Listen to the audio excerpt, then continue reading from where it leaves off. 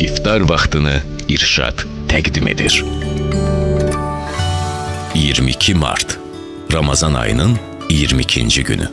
Bakı üçün iftar vaxtı 19:09.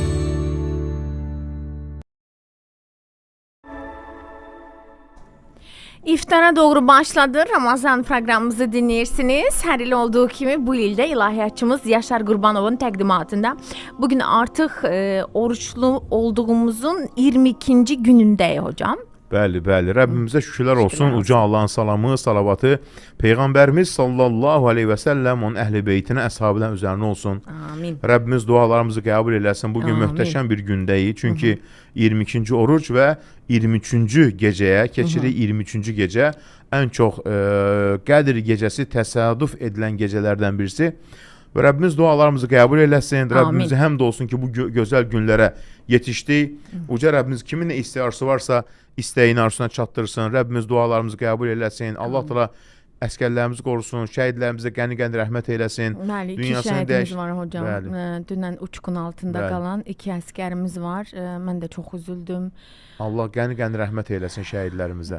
Biz bugün rahat yaşayırıqsa, Bəli. onlar orada vətənimizi qoruyurlar, sərhədlərimizi qoruyurlar. Allah qəni-qəni rəhmət eyləsin. Ailələrinə səbir versin, Amin, analarına, valideynlərinə, atalarına səbir versin inşallah. Bəli, doğrudan da çox üzüldüm mən də dünənlərə, amma düzdür, bir tərəfdən deyirsən ki, Allahım nə gözəl gündə şəhadətə yüksəldilər. Ramazan ayında və üstəlik ölkənin sərhədlərini qorumaq Allah dərgahında ən üstün əməllərdən birisidir. Əskər, bir də təbii fəlakət hocam. Dünən ancaq onu fikirləşmişəm ki, nə qədər üst-üstədir hocam. Əsas şəhidlik məqamı kifayətdir ki, yəni düşünün, ölkənin sərhədlərini qorumaq, Peyğəmbərimiz buyurur ki, sallallahu aleyhi və səlləm, ölkənin sərhədlərini qoruyan, yəni ölkənin əmin-amanlığını qoruyan deyir, o gözlər ki, açıqdır deyir, yəni ölkəni qoruyurlar, o gözlərə də atəş toxunmaz. Başqa rivayətdə buyurur ki, o deyir, sanki deyir, yəni daimi oruç tutan kimi savab qazanır, daimi qiyamda, yəni ibadətdə etən savabları qazanır. Allah təala bütün şəhidlərimizə qəni-qəni rəhmət eyləsin. Rəbbimiz uca Allah təala bizləri qorusun, vətənimizi qorusun. Allah təala ölkə rəhbərimizi qorusun, işlərini müvəffəq eyləsin. Uca Rəbbimiz bu gözəl gecədə əlbəttə ki, çoxlu dualar etməliyik. Rəbbimizə həmd olsun. Dualarımızı gərək dilimizdən düşürməyək. Rəbbimizə həmd olsun. Allah həmd olsun. Həqiqətən də gözəl günləri yaşayırıq. Dualarımızı daha çox artırmalıyıq bu belə gözəl günlərdə. Rəbbimizə həmd olsun. Və bugün də ən çox ehtimal olunan gecələrdən birisidir 23-cü gecə. Yəni bu barədə Peyğəmbərimiz sallallahu aleyhi və səlləm Ramazanın son 10 günü deyir və Peyğəmbərimizin sahabilərindən də belə rivayətlər vardı ki, nəfs daha çox meyl edir ki, Qədr gecəsi çox vaxt, yəni bax çox vaxt təsadüf edib Ramazanın 23-cü və ya 27-ci gecəsi olur. İbn Abbas bu hədisdə bildirmişdi ki, Qədr gecəsi ya keçən 7 gecədən biridir, ya da qalan 7 gecədən biridir. Yəni 23-cü gecə, 25-ci gecə, 27-ci gecə ən etibarlı və səhih rivayətlə bu istiqamətdədir. Yəni nəyə görə 23-cü gecəni İbn Abbas deyib Peyğəmbərimiz sallallahu əleyhi və səlləm oğlu? Çünki daha çox əlamətlər görsənib. Ona görə də biz Peyğəmbərimiz sallallahu əleyhi və səlləm Ramazanın son 10 gününün hamısını ibadətlə keçirərdi. 10 günü və biz tək gecələri də daha çox insanda belə bir istək olur. Əlbəttə ki, insan Qədr gecəsi olub-olmadığını hiss edir. Nə ilə hiss edir? Yəni, ibadətin rahatlığı, qəlbində bir rahatlıq var. 21-ci gecə də belə idi həqiqətən də. İnsan bol-bol dua etmək istəyirdi və bugün də ən möhtəşəm. İnnə ənzəlnəhu fi leylətil qadr. Biz Qədr gecəsini endirdik. Və mə ədrakə mə leylətul qadr. Nə bilirsən, Qədr gecəsi nədir? Həqiqətən də Qədr gecəsi Allah dərgahında, yəni 1000 aydan xeyirlidir. Mələklər enir və üstəlik Cəbrail əleyhissalam enir və o gecə duaların qəbul olunduğu gecədir. Düşünün, o gecə ən çox ibadətlərin, yəni ibadətlər içərisində o gecə biz daha çox dua etməliyik. Yəni bütün ibadətlər xeyirlidir. Əsas da o gecə dualar. Duadır, zikirdir, namaz qılmaqdır. Hər soruşurlar ki, hansı namazdır? Elə həmişə qıldığımız namazdır. Yəni gecə namazıdır, təravih namaz, eyni namazdır, çoxlu dua, çoxlu zikir. Bəlkə də bu gecə dualarımız qəbul olunacaq həqiqətən də. Allah təala qullarını cəhənnəm atəşindən azad edən bir gecədir. Bütün xeyirlər düşünün ki, üst-üstə toplanıb bu gözəl gecədə. Yəni bu gecəyə başlayarkən birinci müstəhəb əməllər var. Müstəhəb əməllər, yəni insan istəsə qüsl ala bilər, vacib deyil. Yəni qüsl ala bilər və yaxud da ki, salihlər yəni təmiz paltar geyinərdilər, gözəl qoxular sürtərdilər. Nəyə görə? Çünki bu gecə yer üzərinə çınqılların sayı qədər deyir. Peyğəmbərimiz sallallahu əleyhi və səlləmdən gəlir hədis, səhih hədisdir. Deyir ki, çınqılların sayı qədər. Yəni milyardlarca, heç kimsə bilməz onların sayını. Mələklər enir, səhərə qədər əmin-amanlıq olar. Mələklərin enməsi deməli xeyirdir, bərəkətdir. Duaların qəbul olması üçün bir fürsətdir. Üstəlik bu gecədə insan çoxlu Allah Taala'dan həm cənnət istəsin, həm bu dünya nemətlərini istəsin, özü üçün, ailəsi üçün, valideynlər üçün, bu gözəl vətənimiz üçün, əskərlərimiz üçün, şəhidlərimiz üçün hər zaman dua etməliyik. Yəni bu gecə əsasən ibadətlər Sufyan Thawri buyurduğu kimi İmam Cəfər Sadiqin tələbələrindən birisi deyir ki, Sufyan Thawri bu gecə deyir dua gecəsidir və dua bütün ibadətlərdən üstündür. Çünki Peyğəmbərimiz sallallahu aleyhi və səlləm buna buyurur. Ayşə anamız deyəndə ki, əgər Qədr gecəsi olsa, yəni ehtimal olsa nə deyim? Denə ki, innəkə əfuvun tuhibbul affə fa'fu anni. Ey Rəbbim, sən əff edənsən, əff etməyi sevənsən, məni əff elə və ya bizi əff elə. Hansı formada da istəsək dualar edə bilərik. Yəni dua nədir? Əsasdır. Həmçinin ən gözəl namaz, bu gecədə qılınan namaz hansıdır? O namazdakı dualar çox edilir. Səcdədə dualar çox edilir. Səcdədə yəni istədiyin qədər nədir? Dualar edə bilərsən. Biz toxunmuşduq duaların qəbulu üçün gözəl faydalar bu gecə üçün. Bu gecə soruşurlar ki, yenə də suallara cavablandırarıq.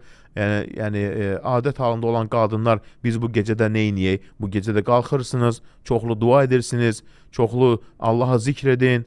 Yəni bu gecədə o üzürlü olan qadınlar namaz qılmır, oruç tutmur, amma zikirdir, duadır, hamısını edə bilər. Həmçinin evlatlarımızda qaldıraq. Allah həmd olsun ki, indi tətil günlərinə düşüb, daha çox bu gecədə ibadət eləyə bilərik. Yəni bu gecədə bütün gecəni də oyaq qalmaq belə bir vacibiyyət yoxdur. Gecənin bir hissəsi. Nə zaman başlayır Qədr gecəsi? Qədr gecəsi məğrib namazı. Yəni günəş batdı, artıq nədir? Qədr gecəsi başlayır. Düşünün, bütün xeyirlərin, bərəkətin, rəhmətin toplandığı nədir? Bir gecə. Çalışaq bu gecələr də ibadətdən keçirək. Duaları qısa olaraq toxunum. Dualar edərkən əlbəttə ki, Uca Allahın gözəl adları ilə istəmək. Dua edərkən denə ki, Ya Zəl Cəlali vəl İkram, Ya Hayy, Ya Qayyum. Ya Zəl Cəlali vəl İkram, yəni ey əzəmət, rəhmət, səxavət sahibi. Peyğəmbərimiz bu duanı xüsusilə, yəni bütün dualardan əvvəl xüsusilə Peyğəmbərimiz sallallahu aleyhi və səlləm çox-çox deməyi tövsiyə edərdi. Əlizzu deyərdi. Əlizzu nə deməkdir? Yəni dilinizdən düşürməyin. Ya Zəl Cəlal vəl İkram, məni cənnət əhli elə. Ya Zəl Cəlal vəl İkram, mənə ruzu ver. Hamısı, yəni Ya Hayy, Ya Qayyum həmçinin gözəl dualardan birisidir. Allahın Əl-Hayy, Əl-Qayyum adı ilə dua edirsən. Ona görə bütün xeyirlərin toplandığı gecə, həmçinin duaya başlayarkən qısa olaraq dinləyicilərimizə yəni bir xatırladaq, duaların ehtimal olunan gecədə, yəni duaların qəbul olunması Allah Taala'nın gözəl adları ilə başda, İsmi Azam. Allahım, səndən diləyirəm, şəhadət edirəm ki, sən Allahsan, səndən başqa ibadətə haqq məbud yoxdur, sən təksən, heç kəsə möhtac qalmayan, doğmayıb, doğulmayan, tayı bənzər olmayansan. Həmçinin bu gecə çoxlu Yunus Peyğəmbərin duasını demək, ondan sonra Allah Taala'dan istəmək. La ilahə illə əntə subhanək, inni kuntu minəz zalimin.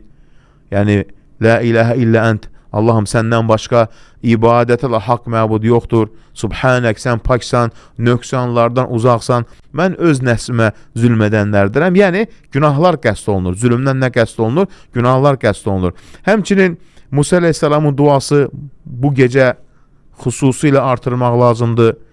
Hər şey üçündür bu dua. Rabbi inni limə ənzəltə iləyyə min xayrin fəqir. Ey Rəbbim, sənin mənə bəxş edəcəyin hər xeyrə möhtacam. Baxın, ən gözəl dualardan birisi. Yəni, bu gecənin əsas ibadəti nədir? Dua.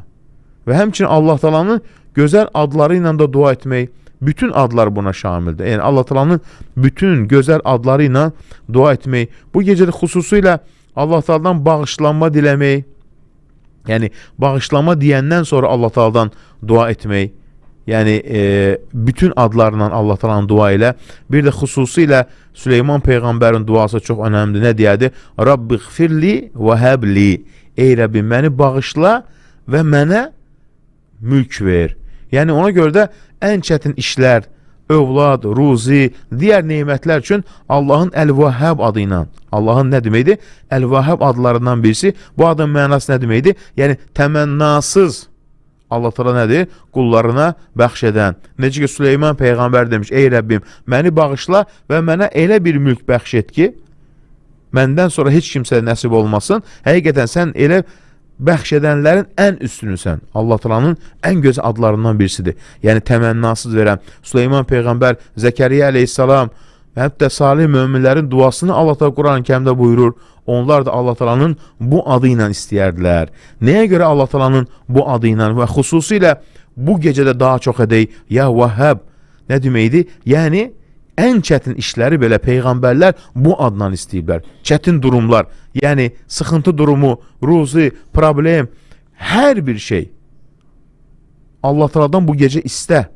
Bu Allahın adı ilə və digər bütün adlarla, əlbəttə ki, Allah Teala'ya insan gərək neynəsin? Bol-bol dua etsin. Həmçinin bu gecə çoxlu zikir, yəni məğrib namazından sonra zikirləri artır. Baxın, əstağfurullah zikri, Peyğəmbərimizə salavat zikri, hamısı xeyirlidir. Xüsusilə Əl-Bəqiyatus Salihat. Nə deməkdir o?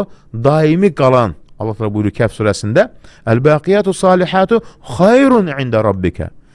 Davamlı qalan savablar Allah dərgahında daha xeyirlidir və ümid etibarilə. Nədir o? Peyğəmbərimiz izah eləyir: Subhanallah, elhamdülillah, la ilahe illallah, Allahu Ekber. Bu zikirləri çox azsan, Allah Teala sənin istəklərini verəcək, hətta onları istəməsən belə verər. Çünki ayənin sonunda deyir ki, həm Allah dərgahında savab etibarilə, həm də ümidiniz, bir şey ümid edirsənsə, Allah Teala'ya bu 4 dənə zikri dilindən düşürmə. Subhanallah, elhamdülillah, la ilahe illallah, Allahu Ekber. Baxın, möhtəşəm. Yəni, bu gecə xeyir gecəsidir, bu gecə bərəkət gecəsidir. İstədiyin kimi nədir? Dua edə bilərsən. Yəni, belə dua elə, fərq etməz. Allah Teala gecələr, bu gecə duaları qəbul edən ən üstün gecələrdən birisidir. Həmçinin baxın, həmişə dua edərkən Allah Teala ən gözəl dua hansıdır? Səmimi içdən edilən dua. Yəni buna deyirlər ki, dual mutlar, yəni əlacsızın duası. Qəlbində bir his var ki, Rəbbimdən başqa heç kimsə mənə yardım edə bilməz. Rəbbim məni bu istədiyimi mənə verəcək, gözəlsən deməkdir. Dua edərkən, yəni Rəbbim mənə yaxındır, o hər şeyə qadirdir. Həmçinin bu ayəni yada salar: La yu'cizuhu şey'un fil ardı və la fis səma. Yəni göylərdə və yerdə heç bir şey Allah'a aciz qoya bilməz. Yəni sənin istəklərin Allah qatında cüzi bir şeydir. Allah da nə demişdi? Huve aleyye heyyinun. Zəkəriyyə əleyhissalam evlad verərkən demişdi ki, bu, yəni bu yaşlı halda, qoca durumda necə ola bilər mənə evladım? Altı nə buydu? O mənim üçün çox rahatdır. Yəni bu istəklərlə dua etmək. Şərt deyil, yəni əlinizi açasınız, nəsə oxuyasınız. Bildiyiniz Allahın adları ilə dua eləyin, zikirləri çoxaldın. Əsas o nədir? Sidq ürəklə edilən dua ki, Rəbbim məni dualarımı nədir? Qəbul edəcək. Həmçinin baxın, Duha surəsi ən gözəl surələrdən birisidir. Bu surə həm Peyğəmbərimiz üçün enmişdir, həm də bütün möminlər üçün nədir? Bir təsəllidir. Yəni bu surənin deyir, xüsusi bir yeri var deyir. Bu surədə Allah Resulü Muhammed sallallahu aleyhi və səlləm üçün Allahın verdiyi lütfü insan hiss edir. Hansı ki onlar demişlər ki, Allah səni tərk etdi və ya səndən narazıdır demələrindən sonra Peyğəmbərimiz sallallahu aleyhi və səlləm kədərlənməsi ilə bağlı nazil olmuşdur. Çünki bir müddət Cəbrail əleyhissalam gəlməyəndə nə dedilər Məkkə müşrikləri? Rəbbin səni tərk etdi. Peyğəmbərimizi yəni rişxənd etdilər, məsxərəyə qoydular. Allah isə neynədi? Bu ayəni endirdi. Duha surəsi adlanır. Yəni Allah Teala Rasulun lütfünü, mərhəmətini, hidayətini və zənginliyi ilə neynədi? Müjdələdi. Duha surəsi Məkkədə nazil olmuşdur. Bu surə Allahın Rasuluna vəhyin gecikdiyini inkar edərək Qureyş müşriklərinin onun Rəbbinin onu tərk etdiyi və narazı olduğu iddiasına cavab olaraq enmişdir. Səhih hədisdə qeyd olunur ki, Peyğəmbərimiz s.ə.v bir dəfə xəstələnmiş, bir-iki gecə namaza qalxa bilməmişdi. O zaman bir qadın müşriklərdən birisi gəlib demişdi ki, ey Məhəmməd, mən sənin şeytanın səni tərk etdiyini görürəm. Subhanallah. Nəyi qəsd edirlər? Cəbrail əleyhissalamı. Bunun üzərinə Allah Teala ayə indirdi. وَالدُّحَى And olsun səhərin işığına. Allah Teala neynir? İstədiyini and içə bilər. Və and olsun sakit gecəyə ki, وَالدُّحَى وَالْلَيْلِ إِذَا سَجَى مَا وَدَّعْكَ رَبُّكَ وَمَا قَلَى Rəbbin səni nə tərk etdi, nə də səndən narazı oldu. Duha surəsi 1-3. ayə. Baxın, Allah Peyğəmbər sallallahu aleyhi ve selləmi bu çox böyük ayələrlə xitab edir. Nə deyir? And içir Allah Teala. Allah Teala Quran-ı Kərim bir şey and içirsə, həmin məsələnin möhtəşəmliyini, böyüklüyünü insanlara vurğuluyur. Rəbbin səni nə tərk etdi, nə də səndən narazı oldu. Yəni, ey Məhəmməd, Rəbbin səni tərk etmədi, sənə vəhiy göndərməkdən, yəni imtina da etmədi. Axirət sənin üçün dünyadan daha xeyirlidir. Vəl-axirətu xeyrun ləkə. Yəni, daha xeyirlidir. Yəni, axirət evi dünya evindən daha xeyirlidir. Buna görə də dünya üçün kədərlənmə. Çünki Allahın sənin üçün hazırladığı şey daha xeyirlidir. Və Rəbbin sənə elə bir nemət verəcək ki, sən razı qalacaqsan. Baxın. Ey Məhəmməd, yəni Rəbbin sənə axirətdə elə nemətlər verəcək ki, sən tam razı qalacaqsan. Məyər o səni yetim ikən tapıb sığınacaq vermədimi? Allah Teala burada nə edir? Nemətlərini xatırladır. Ey Məhəmməd, sən də yetim böyüdün. Səni boya başa çatdıran kim? Bu nemətləri sənə verən kim? Yəni, ey Məhəmməd, Rəbbin səni yetim halda tapıb sənə sığınacaq vermədimi? Sənə rahatlıq və məskən vermədimi? Sən haqqı axtaran şaşqın gördü və sənə doğru yolu göstərdi. Yəni, sən əvvəlcə nə kitabı, nə də imanı bilmirdin. O isə sənə elm verdi və səni ən gözəl əməllərə yönəltdi. Səni kasıb gördü və səni varlandırdı. Yəni, sən yoxsul idin. Allah isə sənin ehtiyaclarını qarşılayacaq və qarşılayacaq şəkildə səni zəngin etdi. Səni evləndirdi, Xədicə ilə evləndin, Xədicə sənə dəstək oldu. Sonra nə deyir? Yetimi incitmə. Yəni, yetim haqqında danışarkən səsini yüksəltmə. Bu, bütün möminlər üçündür. Yəni, yetimlərlə gözəl. Dilənçini qovma. Yəni, qovma o mənada ki, təhqir etmə. Səndən bir şey istəyənə ehtiyac duyduğu şey verməsən belə, onu qovma. Ehtiyacını, yəni, alçaldaraq rədd etmə. Deyək ki, Allah sənə ruzu versin. Rəbbinin nemətini insanlara danış. Yəni, Rəbbin sənə nə qədər nemətlər verib. Yəni, bu nemətləri heç zaman demə ki, vəziyyətin pisdir. Bəzi insanlar hər zaman nə deyir? Vəziyyətin pisdir. Deyir, Allaha həmd olsun, vəziyyətim yaxşıdır.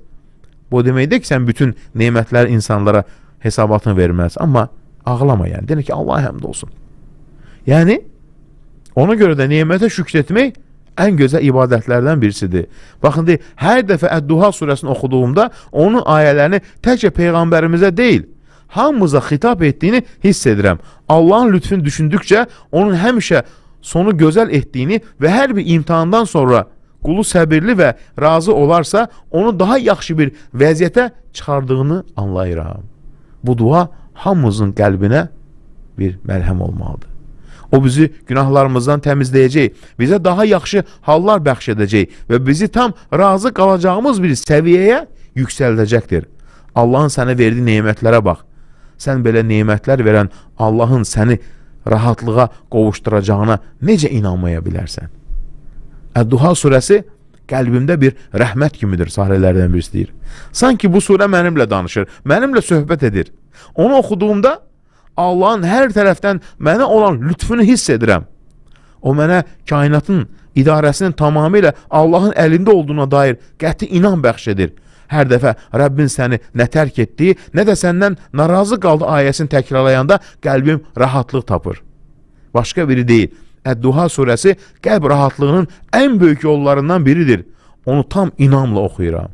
Və başqa birisi deyir, qəlbin rahatlıq tapmasının ən böyük yollarından biri Əd-Duha surəsini oxumaqdır. Bu surə Quran-ı Kərimin ən möhtəşəm surələrindən biridir. O səni müsbət düşünməyə və Allaha tam güvənməyə nədir? Təşviq edir. And olsun səhərin işığına. Allah yalnız böyük və mühim olan şeyler and içər. O halda dua namazını qılın. Çünki tövbə edənlərin namazıdır. Həmçin dua namazı. Həqiqətən Rəbbin istədiyinə qarşı çox lütufkardır. Yusuf surəsi. Yəni Allah öz yaxşılığını və ehsanını qula onun hiss etmədiyi yollarla çatdırar. O bəndəsini bəzən sevmədiyi şeylər vasitəsilə uca məqamlara qaldırar. Baxın, Allah qullarına qarşı lətifdir, lütufkardır. Onun lütfu və qullarına olan mərhəməti tükənməzdir. Lütf onun sifətlərində iki cürdür. Biri işlərinin sirlərini dərk etməsi və müdrikliyi ilə idarə etməsidir. Digər isə ehsan etdiyi yerlərdə göstərdiyi lütufdur. O izzətini göstərir, eyni zamanda lütfünü də bildirir. Bəndə isə qəflət içində olub, hər şeyə sahib olan Rəbbi haqqında gözəl, müsbət deyir, düşünmür deyir. Yəni bu, ən əzəmətli nədir? Surələrdən birisidir. Həmçinin, baxın nədir? Sən ümidsən, dua sənədir. Qəlbi sabit saxlayan ən gözəl şey nədir? Dua. Sıxıntı zamanı ürəyə rahatlıq verən nədir? Dua. Qədəri yalnız nə dəyişir? Dua. Bu gecə nədir? Dua gecəsidir. Nə demişdi Süleyman Peyğəmbər? Ey Rəbbim, məni bağışla və mənə elə bir səltənət bəxş et ki. Deyək, ey Rəbbim, məni bağışla və mənə ruzu ver. Dua ilə arzular gerçək olar. Nə deyir Taha surəsində? Mən artıq gördüm ki, sənin Rəbbin sənə qarşı bəxşiş verəcəkdir. Yəni, neymətlərini bol verəcəkdir. Ona görə də, yəni, Quran ayələrində dualara baxıram, hamısına nə verir? Rəbbimiz, Rəbbim şəklində gəldiyini görürəm. Heç birində nida ədatı yoxdur, ya sözü yoxdur. Nəyə görə? Bunun səbəbidir. Çünki niyə ya işarəsi yoxdur? Çünki Rəbbin sənə yaxındır, ehtiyac yoxdur. O nida ilə Allaha istəməyə. Qullarım məni səndən soruşduqda, bil ki, mən onlara yaxınam. Dua edənin duasına cavab verirəm. Baxın. Peyğəmbərlərin duası olan Rəbbimiz duası deyir, xoşuma gəlir deyir. Peyğəmbərlər belə dua edər də, ey Rəbbimiz, ey Rəbbimiz, ey Rəbbimiz. Yəni, bu gecə nədir? Baxın, İbrahim Peyğəmbər, ey Rəbbim, buranı əmin-əmanlıq yurdu eylə və onun əhalisini Allah və axirət günə inananları müxtəlif meyvələrlə ruziləndir. Kimin üçün dua etmişdi? Məkkə üçün dua etmişdi. Başqa bir duası, ey Rəbbim, mən övladlarımdan bəzisini sənin müqəddəs evinin yanında elə bir yerdə, bir vadidə tərk etdim, məskunlaşdırdım. Ey Rəbbimiz, onların namaz qılmalarını təmin eylə. İnsanlardan bəzilərinin qəlblərini onlara meyilli eylə və onları müxtəlif neymətlərlə ruziləndir ki, şükr etsinlər. Başqa bir duası, ey Rəbbim, məni namaz qılanlardan eylə, həmçin övladlarımı da, ey Rəbbimiz, dualarımızı qəbul eylə. Başqa bir duası, ey Rəbbim, məni, valideyimi və bütün möminləri hesab günü bağışla. Başqa bir duası, ey Rəbbim, məni salihlərə qovuşdur. Sonra gələnlər arasında mənim üçün gözəl ad san qoy. Məni neymətlərə dolu cənnət sakinlərindən eylə. Başqa bir dua, ey Rəbbim, məni salihlərdən eylə. Başqa bir dua, ey Rəbbim, məni o gün rüsvay etmə. Davud Peyğəmbər, ey Rəbbimiz, bütün Peyğəmbərlər Allah Teala'nın bu adı ilə dua ediblər. Burada bir sir var. Nədir o? Ər-Rububiyyə. Yəni Allah Teala bütün kainatı idarə edən, yaradan, uca Allah, qüdrətli Allah sənin dualarını qəbul etməyə qadir deyilmi? Baxın, nədir Davud Peyğəmbər? Ey Rəbbimiz, bizə bol səbir ver. Addımlarımızı möhkəmləndir. Və deyir, kafir qövmə qarşı bizə kömək ol. Süleyman Peyğəmbərin, ey Rəbbim, məni bağışla. Zəkəriyyə Peyğəmbər, ey Rəbbim, məni tək qoyma. Sən varislərin ən xeyirlisən. İsa Peyğəmbər, ey Rəbbimiz, deyə dua etdi. Əyyub Peyğəmbər, İnni məssəniyyəzdur və əntə ərhəmur rahimin. Mənə bəla üz verdi. Sən rəhmlərin ən rəhmlisən. Hud Peyğəmbər, mən Allaha təvəkkül etdim. Ey Rəbbim, bizi doğru yola yönət. Lut Peyğəmbər, ey Rəbbim, məni fasıq qövmə qarşı qalib eylə. Başqa bir dua, ey Rəbbim, məni və ailəmi etdikləri əməllərin cəzasına məruz qoyma. Yusuf Peyğəmbər, ey göylərin, yerlərin xaliqi, sən dünyada da, axirətdə də mənim sahibimsən, məni müsəlman kimi öldür və salihlərə qovuşdur. Şüeyb Peyğəmbər, ey Rəbbimiz, sənin elmin hər şey əhatə etmişdir. Baxın, bu gecə ey Rəbbim, ey Rəbbim, ey Rəbbim deyə duaları nədir? Artırmaq lazımdır. Yəni bu duaların qəbulu üçün nədir? Ən gözəl səbəblərdən birisidir. Yəni bugün, bu gecə möhtəşəm bir nədir? gecə deyil. Həmçinin baxın, Peyğəmbərimiz sallallahu aleyhi və səlləm Uhud döyüşündən qayıdarkən Səd ibn Muazın anası Peyğəmbərə tərəf qaçaraq gəldi. Səd isə atının cülovundan tutmuşdu. Qadın dedi, ey Allah Rasulü, atam anam sənə fəda olsun. Peyğəmbərimiz buyurdu, xoş gəldin və ona qarşı hörmətlə ayaq saxladı. Qadın Peyğəmbərin salamat olduğunu görüb rahatlıq tapdıqdan sonra Peyğəmbər ona oğlu Əmr ibn Muazın şəhid olduğunu xəbər verdi. Qadın belə dedi, ey Allah Rasulü, səni sağ-salamat gördükdən sonra hər müsibət kiçikdir. Oğlu şəhid olub. Deyir, səni ki sağ-salamat gördüm, bütün müsibətlər mənim üçün də kiçikdir deyir. Yəni, baxın, buradan çıxan fayda nədir? Deyir, ey dostum, bir nəfər deyir. Bəs sənin kədərin nə üçündür? Əgər dinin salamatdırsa, bütün müsibətlər önəmsizdir. Onları müsibət hesab etmə deyir. Dinin sənin qanından və ətindən daha qiymətlidir. Dinin, yəni Allah bağlılığın, iman, Allah Teala bunları sənə veribsə, yalnız dinin zədələnlikdə, əqidən zülmətə düşdükdə, ibadətlərin zəiflədikdə, Allahla olan əminliyinə şübhə qarşılaşdıqda, o zaman deyir, kədərlənməlisən. Yəni, dünyaya görə kədərlənməz mömin, əgər sənin Allaha olan imanın gücüdürsə. Başqa bir şey sadəcə baş verən hadisələrdir, qədərin axışıdır. Dünya günləri keçib gedəcək və Allahın izni ilə bizi gözləyən görüş cənnətdə olacaqdır. Baxın, deyir ki, İbn Əsakir rivayət edir Tarix-i Dəməşq kitabında, deyir ki, Əl-Əvzai bir hikmət sahibi mənə belə dedi. Mən bir gün ölkənin sərhədlərini qoruyordum. Yolumda bir çadır gördüm və içəri girdim. Orada əllərini, ayaqlarını və görmə qabiliyyət itirmiş bir adam gördüm. Amma o belə dua edirdi. Ancaq zəif səslə dua edirdi. Əli yox, ayağı yox, gözü yox. Allahım, sənə çox-çox həmd edirəm. Verdiyin nemətlər qarşısında sonsuz şükürlər edirəm. Mən onun səmimi imanlı və sonsuz səbrini görüncə çox təəccübləndim və dedim, sənə nə verib ki, bu qədər şükr edirsən? Görmürsən sənə nə olub? O dedi, sus dedi. Allah mənə şükr edən dil və bəlaya səbr edən bir bədən verib. Əgər göydən üstümə alov yağdırıb məni yandırsaydı belə, ona sevgim artmaqdan başqa bir şey dəyişməzdi. Mənim səndən bir istəyim var. Yerinə yetirə bilərsənmi? Çadırda yolun kənarında adamı tapır. Dedim, böyük bir məmnuniyyətlə. O dedi, mənim bir oğlum var idi. Dəstəmazımda və namazlarımda mənə yardım edirdi. Yeməyimi hazırlayırdı. Lakin dündən bəri onu tapa bilmirəm. Onu axtarıb mənə xəbər gətirərsənmi? Mən həmin uşağı axtarmağa çıxdım.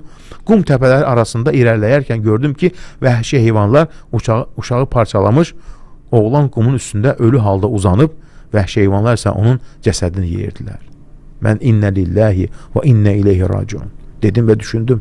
Bu acı xəbəri ona necə çatdıracam? Allah ürəyimi ilham etdi ki, öncə təsəlli ilə başlayayım. Onun yanına gəldim, salam verdim və dedim. O da mənim salamımı aldı. Mən dedim, səndən bir şey soruşacağım.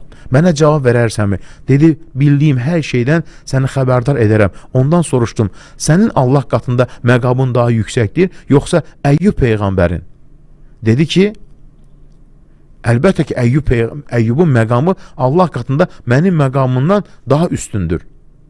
Baxın, dedim, məyər Allah onu çətin imtihana çəkməmişdimi və səbir etməmişdimi? Dedi ki, bəli, Allah onu imtihan eləmişdi, o da səbr eləmişdi. Dedim ki, sənin oğlunu vəhşi heyvanlar parçalayıb. O dedi, dünyaya əllərini qaldırdı, dedi ki, Allah'a həmd olsun ki, deyir, mənim deyir, ailəmdən indiyə qədər heç zaman Allah Teala özünə asi olan deyir, bir qul deyir, yaratmayıb deyir. Allah'a həmd olsun. Yəni, hamısı Allah'a itaat edənlərdən olub. Allah'a həmd olsun. Və sonra deyir, darindən ah çəkdi və dünyasını dəyişdi. Mən təlaş içərisində onun cənazəsini yuyub kəfənləməyə köməkçi axtarmağa başladım. Burada mənim kimi yoldan keçənləri gördüm, onları çağırdım. Onu görəndə deyir, üzündən öpüb ağlamağa başladılar. Dedilər ki, bu İbn Abbasın tələbəsidir. Yaşadığı şəhərdən çıxıb gəlib. Və sonra mən onu yuxuda gördüm, deyir. Cənnətdə yaşıl paltar geyinmişdi. Ondan soruşdum, məyər sən mənim dostum deyilsən? Dedi, bəli. Dedim, səni bu məqama çatdıran nədir? O dedi, bu məqam çətinliklərə səbr edənlərin və rahatlıq içərisində şükür edənlərin məqamıdır. Deyir ki, o hikmət sahibi bu həvadi danışıdan sonra bəlalara səbr edənlərə qarşı məhəbbətim artıb deyir. Həqiqətən Allah qatında insanın onun qədərinə razı olmaqdan və bu vasitə ilə ədəmlənməkdən daha sevimli bir əməl yoxdur. Bəndə bilməlidir ki, hamımız imtihana məruz qalsaq belə yenə də biz quluq. Allah isə hansı imtihanla sınasa da yenə də Rəbdir. Bir qul öz Rəbbini razı etməklə başqa bir məqama çata bilməz. Razıdan başqa ən yüksək məqamdır. Allahın yanında ancaq qəlbində möhkəm iman yerləşdirənlər çatacaqdır. Baxın, ona görə də insan qəlbini hər zaman Rəbbinə bağlamalıdır. Uca Allah Teala hər şey nədir? Qadirdir. Baxın, deyir ki, bir dəfə səhrada yaşayan bir ərəbin əkin sahəsini bəla vurdu, deyir. Məhsulunu itirdi. Özü isə yoxsul, quraq bir torpaqda idi. Buna baxmayaraq əllərini göyə qaldırıb Allaha dedi: Ey Rəbbim, istədiyini et, çünki mənim ruzum sənin öhdəndədir. Başqa bir dəfə ildırım bir vurdu, bir qadının deyir, sürüsünü vurdu, deyir. Bir qoyundan başqa bütün qoyunlar ölmüşdü, deyir. Qadın dedi: Ey Rəbbim, mənim qoyunlarımı qoruyub təkcə bu qoyuna toxunmayan müsibət həqiqətən həmd etməyə layiq müsibətdir. Sənə şükür edirəm, ey Rəbbim. Budur dünya. O bəla, sıxıntı və çətinlik evidir. Burada həm verilir, həm də alınır. Həm sağlamlıq var, həm xəstəlik. Həm qorxu var, həm təhlükəsizlik. Hər bir şey var. Həm bir yerdə olmaq var, həm də ayrılıq var. Xoşbəxt o kəsdir ki, bütün hallarda Allahla bərabərdir. Xoşuna gələn bir şey gəldikdə şükr edər, xoşlamadığı bir şey gəldikdə isə səbr edər. Allahın qədərinə razı olun, çünki qəzəb onu dəyişmir. Əksinə, dünya acısını və axirəti zəhərin daha da artırır. Baxın, deyir ki, sahillərdən birisi, Allah and olsun ki, mən yüzlərlə xəstəni ziyarət etdim və onların arasında heyrətamiz səbir. Allahın onlardan razı qalmasını gördüm. İnsan onları gördükdə öz səbrindən də xəcalət çəkir. Ancaq heç unutmadığım bir hadisə də oldu. Nə vaxt onu xatırlasam, qəlbimi ağrı sıxır. Bir dəfə yaşlı bir xəstənin yanında ziyarətə getdim və onu səbr etməyə təşviq edərək dedim: Allah bir qulunu sevdikdə onu imtihan edər. Xəstə mənə sərt şəkildə belə cavab verdi: Ey ağlı əski qardaşım, belə məhəbbət olmasın olsun. Olmaz olsun. O adam bu hadisədən bir neçə gün sonra vəfat etdi. Allaha qarşı nə cürətli olmaq istəyirəm, nə də insanları bunu etməyə çağırıram. Əksinə, Allahdan bütün insanlar üçün rəhmət diləməliyik. Ümid edirəm ki, Allah bağışlayandır, onu da rəhmətinə qərq edər. Lakin həqiqətən ən böyük müsibət budur ki, insan öz Rəbbi ilə qarşılaşarkən onun qədərinə qarşı qəzəbli halda qarşılaşsın. Yəni, bu dünya həyatı baxın deyir, belədir deyir. İnsan qəlbini hər zaman nədir? Allaha bağlamalıdır. Yəni, Rəbbinə güvən, Allaha dualar eylə və bu gözəl gecə, möhtəşəm bir gecə, duaların qəbul olduğu bir gecə, yəni belə bir gecəyə Rəbbimiz bizləri yetişdiribsə, insan buna görə Rəbbinə çoxlu şükr etməlidir ki, belə bir, baxın, belə bir möhtəşəm bir gecədə mən həyatdayam. Möhtəşəm bir gecədə Rəbbimin huzurunda duracam. Dualarımı, o mənim dualarımın hamısını qəbul edəcək. Yəni, dualarım qəbul olunacaq hissi ilə insan nə eləməlidir? Bu gecə çoxlu dualar etməlidir. Və xüsusilə Yə Zəlcələli vəl-İkram. Baxın, Allahın ən əzəmətli adlarından birisi. Quran-ı Kərimdə keçir. Rəbbinin mübarək adı Zülcələli vəl-İkramdır. Denə ki, ey Zülcələli vəl-İkram, ya da denə ki, Yə Zəlcələli vəl-İkram. Yə ninası deyiləndə zə olur, oxunuş forması, ya da öz dilimizdə ey Zülcələli vəl-İkram. Buyurur Peyğəmbərimiz sallallahu aleyhi və səlləm, ey Zülcələli vəl-İkram, bizə yardım elə, sənə yalvarırıq. Yəni, bunu neynə deyir? Peyğəmbərimiz sallallahu aleyhi və səlləm əlizzu nə deməkdir? Yəni, davamlı edin, davamlı edin, davamlı edin. Bu gecə davamlı edin. Peyğəmbərimiz sallallahu aleyhi və səlləm buyurur. Yəni, bu zikri, bu ibadəti davamlı edin. Çünki bu Allahın ən əzəmətli adlarından birisidir. Ən üstün adlarından birisidir. Və deyir ki, dilinizdən düşürməyin. Denək, ey Zülcələli vəl-İkram. Və yaxud da ki, Yə Zəlcələli vəl-İkram. Yəni, bu Allahın ən uca, geniş, mərhəmətli adlarından birisidir. Yəni, bu adla dua edəni Peyğəmbərimiz buyurur ki, Allah Teala onun dualarını qəbul edər. Çünki bu adın mənası budur ki, Allah Teala ucadır və sən də onu uca tutursan. Allahı tərifləyirsən. Tərifdən sonra da Allah Teala nə edir? Duaları qəbul edir. Denək ki, ey Zülcəlali vəl İkram. Ruzu ver, bərəkət ver, ailəmi qoru. Bütün dualar. Yəni bir insan nə qədər də Allaha dua etsə, əlbəttə ki, yəni yenə də Allahın haqqını ödəyə bilmərik. Sadəcə dualarımızı artıraq. Ya Zəlcəlali vəl İkram. Baxın, bu gecə ediləcək ən gözəl nədir? Dualardan birisi ki, Allah Teala bütün etdiyimiz dualarımızı qəbul eləsin. Həmçinin bu gecə nə ilə başlamaq gecəyə? Əstəğfurullah zikri ilə. Ey Zülcəlal, Cəlal adı əzəmət deməkdir. Sən əzəmətlisən. Yəni bu adı deyərkən Allahın əzəmətli adlarını yada sal. Allahın qüdrətini, ucalığını yada sal. O hər şeyə qadirdir. Sənin istəklərinə ol desə olar. Əl-İkram səxavət sahibidir. Yəni qulların əlini boş çevirməz. Həmçinin bacardığın qədər bu gecə əstəğfurullah zikrini dinə, dilindən düşürmə, Peyğəmbərimizə salavat dinə və çoxlu dualar artır. Bütün zikirlər nədir? Faydalıdır. Subhanallah dinə bu gecə, çoxlu dinə. Subhanallah və bihamdihi dinə. Çünki bu dua hər bir Allah Taala'nın yaratdığı bütün məxluqatın ibadətidir. Yəni bizdən başqa, insandan başqa bütün Allahın yaratdığı canlılar, yəni deyir ki, salatul kainat, bütün kainatın deyir, duasıdır deyir. Subhanallah və bihamdihi sözü. Çünki onu çox-çox etsən duaların qəbuldur. Necə ki Yunus, Nuh əleyhissalam vəfatından əvvəl öz evlatlarına dua öyrətmişdi ki, Subhanallah və bihamdihi, bunu deyir neyiniyir? Çoxaldın. Çünki bu deyir bütün kainatın duasıdır. Duaların qəbul olması üçün. Çünki bu gecə ən möhtəşəm, baxın, ən möhtəşəm gecələrdən birisidir bu gecə. Ən möhtəşəm gecələrdən birisidir. Düşünün, bu gecə duaların qəbul olunması, sıxıntıların aradan qalxması, bütün xeyirlər bu gecədə toplanıb. Və həmçinin dualarımızı da artırmalıyıq. Peyğəmbərimizin, sahabilərin duası var, Peyğəmbərimizin müstəcəb duaları var. Baxın, deyir ki, necə dua etməliyəm? Baxın, əsas şərt odur ki, uca Allah sənin duanı qəbul etməyə qadirdir. Bu hisslə dua edəcəksən bu gecə. Necə? Bu sənin işin deyil. Biz dua edərkən bəzən də Allah'a təklif edirik. Allah'ın filan işi yetir də filan kəsin əli ilə, filan kəs belə olsun, filan kəs edə bilər. Xeyr, elə olmaz. Dua edərkən əsas qəlbinə nə olmalıdır? Əsas şərt nədir? Uca Allah mənim dualarımı qəbul etməyə qadirdir. Əllərini qaldırıb ona dua edəndə düşün. Dua etdikdə üsulunu düşünmə necə Allah sənə verəcək. Allah'a yol göstərmə. Onun necə etməli olduğunu demə.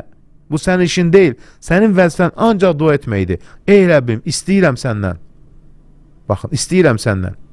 Əgər bəndələrim səndən mənim barəmdə soruşsalar, bilsin ki, mən onlara yaxınam. Həmçi, ey mülkün sahibi olan Allah, sən istədiyinə mülk verərsən, istədiyindən alarsan. Baxın, ya məlikəl mülk, ey mülkün sahibi. Bütün dualar. Yəni bu gecə həmçinin deyil, nə gözəl dua nədir? Öz dilində. Əgər başqa duaları bilmirsənsə. Nədir ən gözəl dua? Dua edərkən Rəbbinin sənə yaxın olduğunu hiss elə. Yaxın olduğunu düşün. Sən acizsən, ona möhtac qulsan, Rəbbin isə sənə yaxındır. O isə yaxın, mehriban, hər şey eşidən, dualara cavab verən bir Rəbdir. Qəlbində olanları ona söylə. Danış Rəbbindən. Bütün şikayətini bu gecə elə ona. Qəlbində olan fikirləri danış. Fikirlərini onunla bölüş. Onun qarşısında özünü tam təslim elə. Ona görə də inanaraq dua etmək bu gecə. Bütün duaları ən gözəl nədir? Əlbəttə ki, inanaraq dua etmək. Həmçinin gözəl əməllərdən birisi də bu gecə sədəqə ilə başlamaq. Yəni sədəqə ilə başlasaq, Allah da dualarımızı qəbul edər. Çünki sədəqə nədir? Yəni bir insana yardım etmək Allah dərgahında ən üstün əməllərdən birisidir. Bu gecəyə salihlər sədəqə ilə başlayardılar. Bir kasıbı sevindirərlər. Nəyə görə? Baxın, birinci, əhəbbul əməl ilə Allah, Peyğəmbərimiz buyurur ki, Allah üçün ən sevimli əməl deyil, nədir? Bir müsəlmanın qəlbinə sevinç daxil etmək. Nədir? Onu da açıqlayır. Borcunu ödəməyin, aclığını aradan qaldırmağın, paltara ehtiyacı var, paltar vermeyin. Sıxıntısı var da sıxıntısını, yəni nəyə ehtiyacı varsa bunu edəndə, çünki bilirsən ki, o insanlar sənə də dua edəcəklər. Dua etməsələr belə. Çünki sən o yaxşılıq edəndən sonra, baxın nə deyir Peyğəmbərimiz sallallahu əleyhi və səlləm Qüdsətdə, deyir ki, Allah təala buyurur ki, əgər bir qul başqa bir insanın xidmətində olarsa, Allah da onun yardımında olar. Sən bir insanın kədərini, sıxıntısını aradan qaldıranda, mən nəfəsə ən müminin kərbətən, kim bir müminin dünya və axirət, yəni bir dünya sıxıntısını aradan qaldırar, Allah da onun dünya və axirət sıxıntısını da aradan qaldırardı. Salihlər bu gecələrə nə ilə girərdilər? Sədəqə ilə girərdilər. Ən gözəl əməllərdən birisi. Yəni həqiqətən də Allah təala dualarımızı qəbul eyləsin. Bu gözəl gecədə uca Rəbbimiz kimin nə istəyi arzusu varsa istəyin arzusuna çatdırsın. Amin hocam. Uca Allah təala bizləri xeyir işlərə müvəffəq eyləsin. Amin. Uca Allah təala dualarımızı qəbul eyləsin. Amin. Bu gecəyə bol-bol zikir, əstağfurullah zikri, dualarla daxil oluruq və inşallah yenə də suallara cavablandırarıq Allahın izni ilə və Qədir Gecəsi barəsində yenə də suallar olacaq. Onlara toxunarıq Allahın izni ilə. Tamam hocam. İftar vaxtını İrşad təqdim edir. 22 Mart Ramazan ayının 22-ci günü. Bakı üçün iftar vaxtı 19:09. Ramazan proqramımızı dinləyirsiniz. İlahiyyatçımız Yaşar Qurbanovun təqdimatında. Bu arada təkrar xatırlatmaq istəyirəm ki, hər Ramazanda olduğu kimi bu Ramazanda da İlahiyyatçımız Yaşar Qurbanovun mənəvi söhbətlərinə doyuruq. Allah ondan razı olsun. Anadolu Restoranlar şəbəkəsinə təşəkkür etmək istəyirik. Hər axşam iftarımızı göndərən məkandır. Sağ olsunlar. Hər axşam bizə iftara dadlı, ləziz yeməklər göndərirlər. Allah onlardan razı olsun hocam. Amin, amin, amin. Allah razı olsun. Həqiqətən də bu gözəl Ramazan ayında Allah da hər kəsdən razı olsun. Amin. Hər kəsin dualarını qəbul eyləsin. Amin. Bu gözəl Ramazan ayında. Bugün də möhtəşəm bir son deyil, yəni tək gecələrin birindəyik və bu gecə çoxlu dualar etməliyik. Rəbbimiz dualarımızı qəbul eləsin. Baxın, dualardan əvvəl qısa olaraq belə sözlərdən istifadə etmək çox gözəldir. Ey bir şey ol deyən o da dərhal olar. Yəni Allahı gözəl tərifləmək. Ey gecəni gündüzə, gündüzü gecəyə örtən. Ey ölüləri dirildən. Ey yaxşılıq əlində olan. Ey göyləri, yerləri bənzərsiz yaradan. Ey rəhimlərin rəhimlisi. Ey göylərdə və yerdə hamının səcdə etdiyi. Bunlar gözəl sözlərdir. Bunlar Allahı tərifləməkdir. Həmçinin sahabənin bir duası var idi. Allah, mən yoxsulluğa uyğun deyiləm, yoxsulluq mənə yaraşmaz. Allahım, məni öz lütfündə varlandır ki, daimi ehtiyacsız, rahat və sənin yolunda xərcləyənlərdən olum. Allah məni öz lütfündə zəngin eylə. Baxın, belə dualar etmək lazımdır bu gecədə. Yəni, ey Allahım, ey Rəbbim, ey qüdrətli və güclü olan Allah, qəlbimə təsəlli ver, dərdimi yüngülləşdir. Sən hər şeyin sahibi sənsən. Allahım, ruzumu bol bərəkətli eylə, gözəl dualardır. Həmçinin Allahım, sənin fəzilətin, rəhmətini istəyirik, onun sahibi yalnız sənsən. Baxın, dua edərkən bu gecə, bəli, tək gecədir və Qədir gecəsi ehtimal olunan gecə, ikinci gecə və ən möhtəşəm gecələrdən birisidir. Yəni, bu gecə çoxlu zikr eləmək, çoxlu dua eləmək, Subhanallah, Elhamdülillah, La ilahe illallah, Allahu Ekber, Peyğəmbərimizə salavat, yəni salavatın istədiyi formasını deyə bilərsə. Həmçinin baxın, bu gecə altıdan çoxu bağışlanma diləmək. Nəyə görə? Bir insan çoxlu bağışlanma diləyərsə, Allah onun dualarını qəbul edə. Ey Rəbbim, mən özümə zülm etdim, məni bağışla. Baxın, Yunus Peyğəmbərin duası. Həmçinin gözəl bir dua. Rabbiğfir varham. Ey Rəbbim, məni bağışla, rəhm eylə. Sən rəhm edənlərin ən yaxşısan, xeyirlisən. Yəni, həmçinin ey Rəbbimiz, bu xeyirli işləri bizdən qəbul elə. Sən doğrudan da eşidənsən. Sıxıntı anında edilən dualar etmək olar. Həmçinin alimlər qeyd edirlər ki, Qədir gecəsi ən çox tövsiyə edilən dualardan nə gəlir? Baxın, ən çox tövsiyə edilən dualar. Yəni, Qədir gecəsi ehtimal olunan gecədə uca Allahdan dünya və axirət üçün salamatlıq diləmək. Yəni, Allahım, səndən həm bu dünyada, həm də axirətdə salamatlıq diləyirəm. Nə demək dünya salamatlığı? Gözəl həyat, rahat həyat, yəni xəstəliklərdən, bəlalardan uzaq qalmaq. Axirət salamatlığı nə deməkdir? Sorulu sualsız cənnətə girmək. Baxın, Peyğəmbərimiz ən çox etdiyi dua, Allahümme nes'əlkəl afə və afiyyə fid-dunya və l-əxirə. Allahım, səndən həm bu dünyada, həm də axirətdə salamatlıq diləyirəm. Yəni bu gecəni dilimizdən, bu duaları dilimizdən düşürməyək. Həmçinin Allahım sən bağışlayansan, bağışlamağı sevənsən, bizi bağışla. Peyğəmbərimiz belə dua edərdi. Bu duaları çox xoşlayardı Peyğəmbərimiz sallallahu aleyhi və səlləm. Həmçinin Allahım səndən dünya və axirət üçün salamatlıq diləyirəm. Allahım dinim, dünyam, ailəm, malım üçün səndən əfv və salamatlıq diləyirəm. Bax belə duaları Allahım bədənimi sağlam eylə, qulağımı salamat eylə, gözümü salamat eylə. Bu Peyğəmbərimizin dualarındandır. Səndən başqa haqq məbud yoxdur. Allahım küfürdən və yoxsulluqdan sənə sığınıram. Peyğəmbərimizin xüsusi duası var. Qəbr əzabından sənə sığınıram. Bu da Peyğəmbərin duasıdır. Və bir də Peyğəmbərimizin sığındığı şərlər. Bir var Allah Taala'dan xeyir istəyirsən, bir də var sığındığı şərlər. Ondan da neylisən? Allah'a sığınırsan. Bax, misal üçün Peyğəmbərimiz nə deyərdi? Öz dilimizdə Allahım acizlikdən, tənbəllikdən, qorxaqlıqdan, paxıllıqdan, qocalıq dərdindən. Yəni insan var qocalanda dərdə düşür. Cavanlıq dərdinə düşür. O bir xəstəlikdir. 80 yaşında, 90 yaşında fitnəyə düşənlər var. Qəddarlıqdan, qəflətə düşməkdən, ailəni dolandırmağı bacarmamaqdan, zəlil duruma düşməkdən, miskin olmaqdan, kasıbçılıqdan, fağırlıqdan, küfrə düşməkdən, sənə şərik qoşmaqdan, nifaqdan, adımın pis çıxmasından. Bunlar hamısı Peyğəmbərimizin dualarıdır.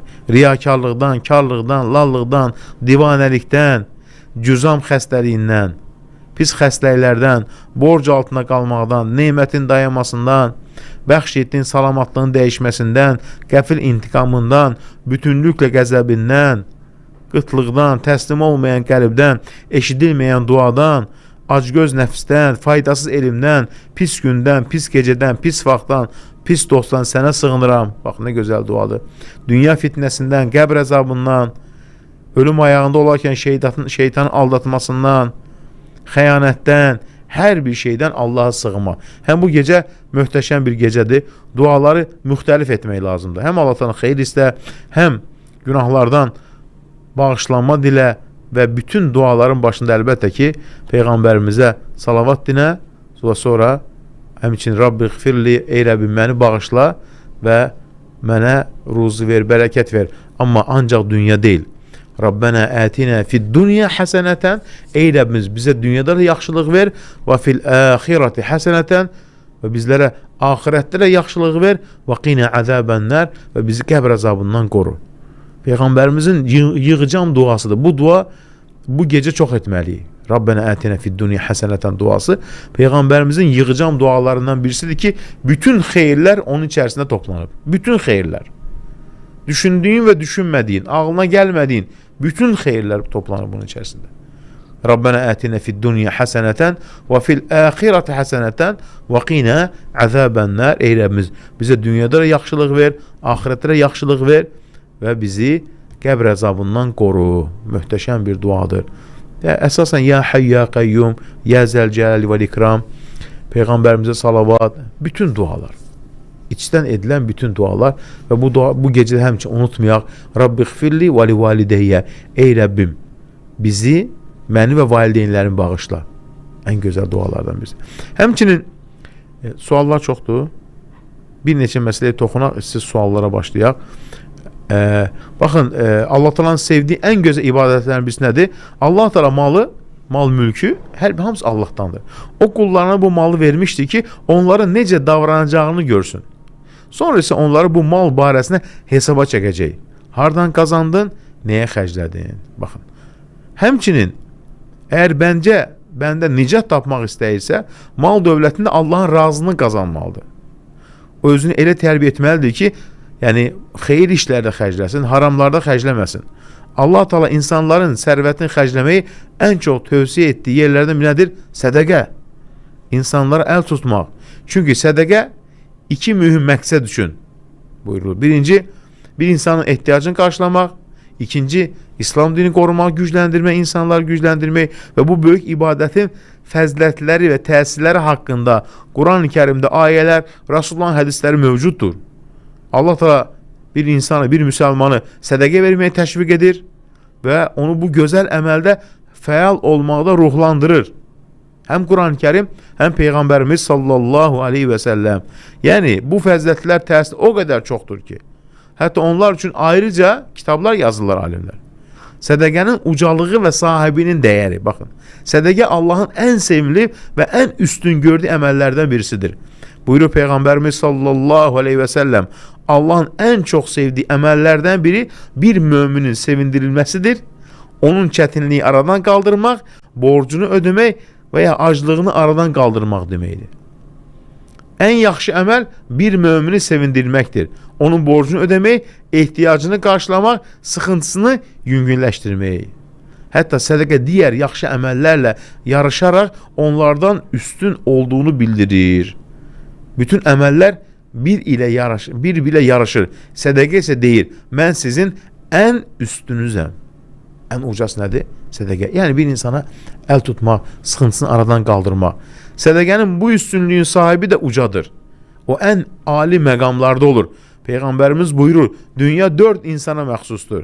Bir bəndə var ki, Allah ona həm mal, həm də elm verib. O da bu sərvətlə Rəbbindən qorxur, qovumlu əlaqələrini qoruyur və Allahın haqqını ödəyir. Bu insan ən yüksək məqam sahibidir. Yəni bilir ki, haramlarda istifadə etmək olmaz, halallarda istifadə etməlidir. Çünki sədəqə verən insanın üstün əl sahibidir. Çünki Peyğəmbərimiz buyurur, yuxarı əl, yəni verən əl, aşağı əldən daha xeyirlidir. Yuxarı əl sədəqə verən, aşağı əl isə sədəqə istəyənindir, sədəqə istəyənin əlidir. Sədəqə verən şəxs insanlara faydalı olan ən yaxşı insanlardan birisi sayılır. İnsanların ən xeyirlisi ənfə'hum linnəz. İnsanlar ən çox fayda verəndir Allah deyir. Yəni o da həm də axirətdə yaxşılıq edənlərdən sayılır. Nə deyir Peyğəmbərimiz? Dünyada yaxşılıq edən insanlar axirətdə də yaxşılıq edənlər sırasındadırlar.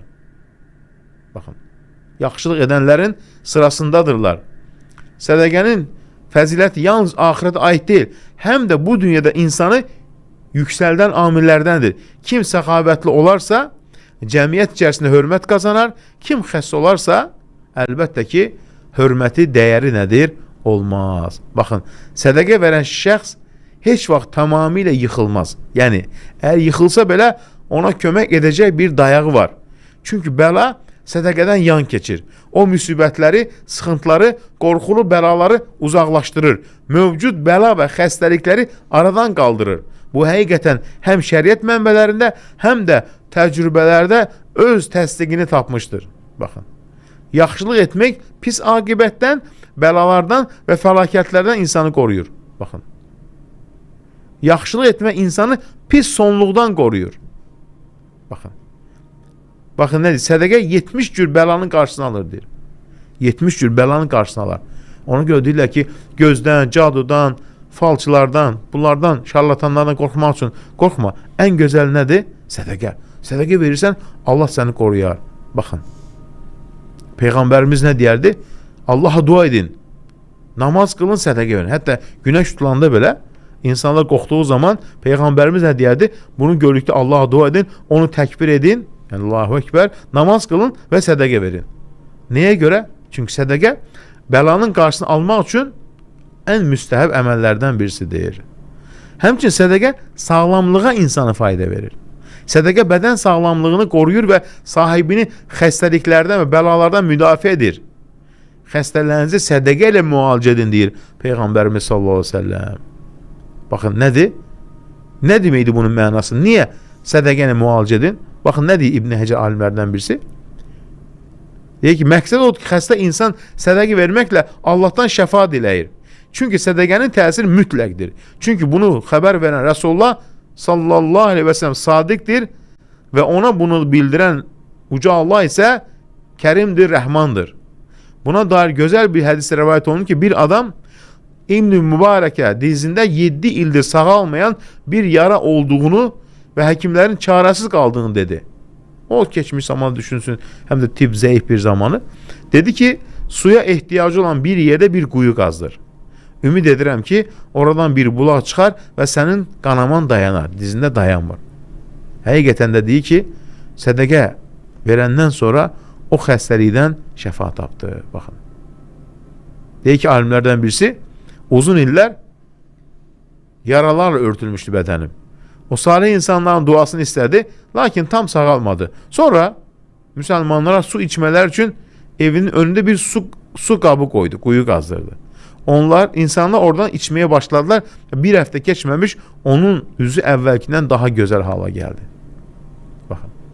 Sədəqə ilə müalicəni təcrübədən keçirənlər görürdülər ki, ruhani vasitələr bəzən də hər bir şeydən daha təsirlidir. Baxın. Ona görə bəzi salih şəxsə hesab edilir ki, sədəqə verən insan zalim olsa belə bəladan qorunur. Baxın. Nə deyir alimlərlə bir Ən-Nəxai? Deyir ki, salihlər belə deyərdilər ki, sədəqə zalim olanı belə bəladan qoruyur. Sədəqə verdik, Allah onu bəladan qoruyur.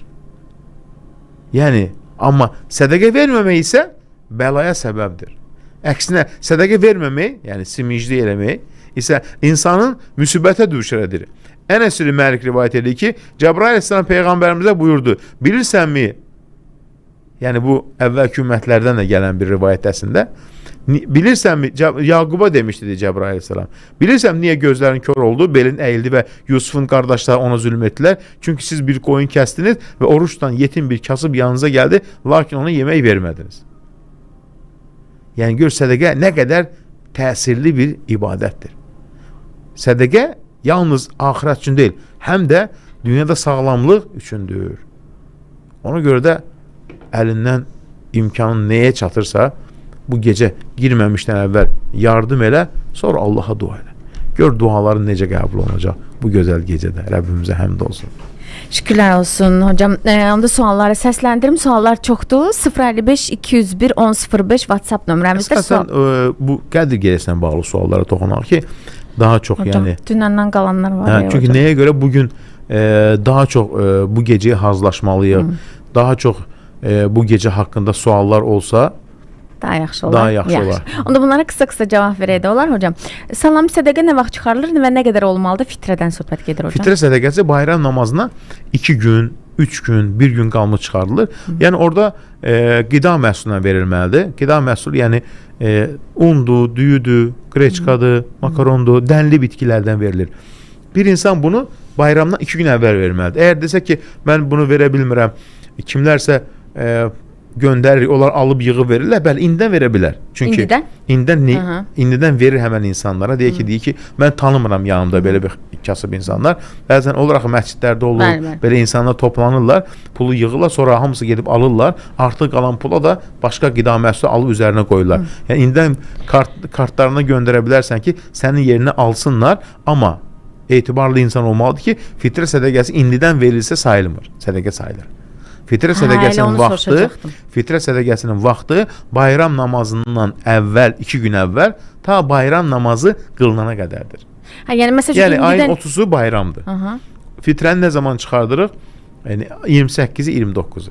Yəni indidən göndərsək bu artıq sayılmır. İndidən çıxardıb versən, amma indidən kiməsə göndərsənsə, onlar tanıdığın insan olmalıdır. Yəni, onlar alırlar, bayramdan 2 gün əvvəl çıxardırlar. Aynıdır. Sədəqəni küçədə oturan dilənçilərə vermək düşürmü? Yəni, elə dilənçi var ki, bu onların peşəsi kimidir. Əgər onu özünə peşə seçibsə, onlara verməyin. Amma elə insan ola bilər ki, imkansızlıqdan nəsə istəsin, o zaman onlara vermək savabdır. Amma özünə bunu bir işləmir, çalışmır, peşə halına gətiribsə, onlara vermək düzgün deyil. Bu Qədir gecəsində xüsusi namaz varmı? Bir də yoxdursa, əgər nə namazı qıla bilərik Qədir? Qədir gecəsində xüsusi namaz, elə bir xüsusi namaz yoxdur. Sadəcə namaz var ki, həmişə qıldığımız gecə namazı. Təravih namazıdır, gecə namazıdır, təhəccüd namazıdır. Fərq yoxdur. Adlar müxtəlif olsa da eyni namazdır. Həmişə gecə namazı deyilir, təhəccüd namazı deyilir. Ramazanda təravih deyilir ki, Ramazanda cəmaət halında işə namazından qıldıqdan sonra. Eyni namazdır. Gecə namazı niyyət elə, təhəccüd namazı deyir niyyət elə, fərq yoxdur. Qəlbində niyyət olsun. 2 rükətdə azı. 2 qıldın, yenə 2, yenə 2, yenə 2 istədiyin ki artıra bilərsən. Sonunu 1 rükət vitrlə bitir.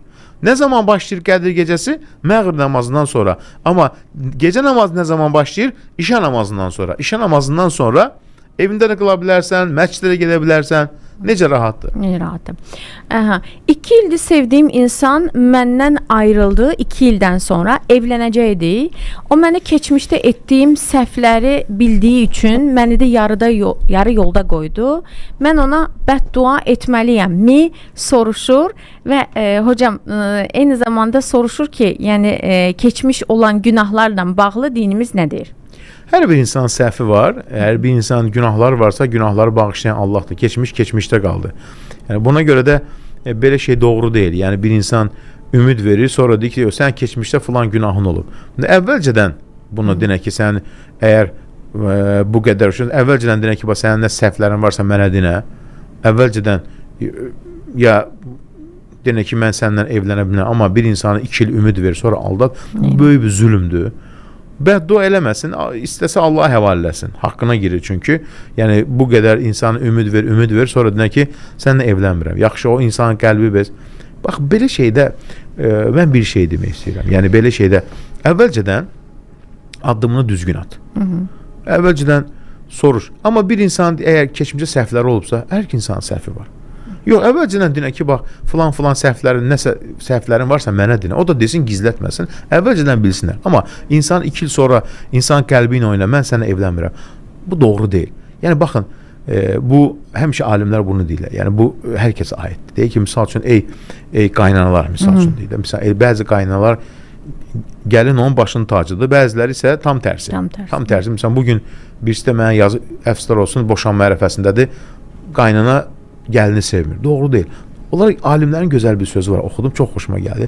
Dedi ki, ey qaynana, əgər dedi bugün yəni bütün qaynanalar belə deyil olan istisnalar olur yəni. Əgər deyir bugün sən gəlininə misal üçün bunu edirsənsə, sən düşün ki, sənin qızına bunu rəva görərsən. Sənin qızın gəlin getsə, sənin qızına bunu eləsələr, istəyərsən, əlbəttə istəməz. Sən o düşün, o da sənin qızındır. Bugün sən kiminsə qızına bunu edirsənsə, ey insan, aldadırsan və ya ümid verirsənsə, bir gün onu Allah Teala unutmur. Allah heç say unutmur. Üzərindən keçər illər, Allah Teala sənin öz evladın başına gətirər. O zaman deyərsən ki, bu zülmdür, haqsızlıqdır. Və axı sən bunu eləmirsən başqasına. Baxın, Allah o qədər adildir ki, bir insan kimisə zülm edirsə, Allah onu unutmur. Bəzən də olur ki, cəzasını bu dünyada verir, bəzən onu insan özünə yaşadır. Özünə yaşadır, öz qarşısına çıxardır. Yəni, düşünün, elə insanlar olub ki, kimisə qızının namusunu korlayıb, yəni belə aldadıb, sonra səndən evlənmirəm, illər keçib onun öz başına gəlir. Ailəsinin başına gəlir. Yəni, heç kim sənin qəlbini olmaz. Əgər bir insan səhvi varsa, səhvi bağışlayan Allahdan. Əvvəlcədən bu məsələləri soruş, araşdır. 2 ildən sonra mən sənə evlənmirəm. Yaxşı, bu insanların qəlbi ilə oynamaq hansı vicdanla? Bizə yazan var idi. Hansı vicdanla? O qız. Hocam, amma mən həqiqətən deyirəm ki, inşallah bir gün oğlan evlənər də qızının başına gələr eynisi. Çünki o qız çox pisdir.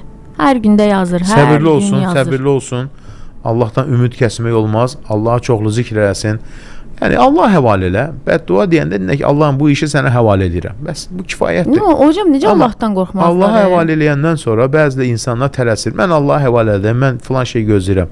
Axı sən Allaha həvalə edin. Sən artıq sənlik deyil.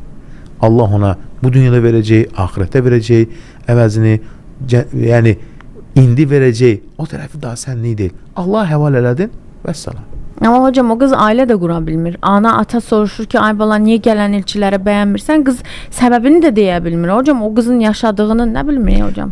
Yəni, baxın, bu düzgün deyil. Ona görə əlaqələrdə düzgün olmaq lazımdır. Allah kömək olsun. Amin.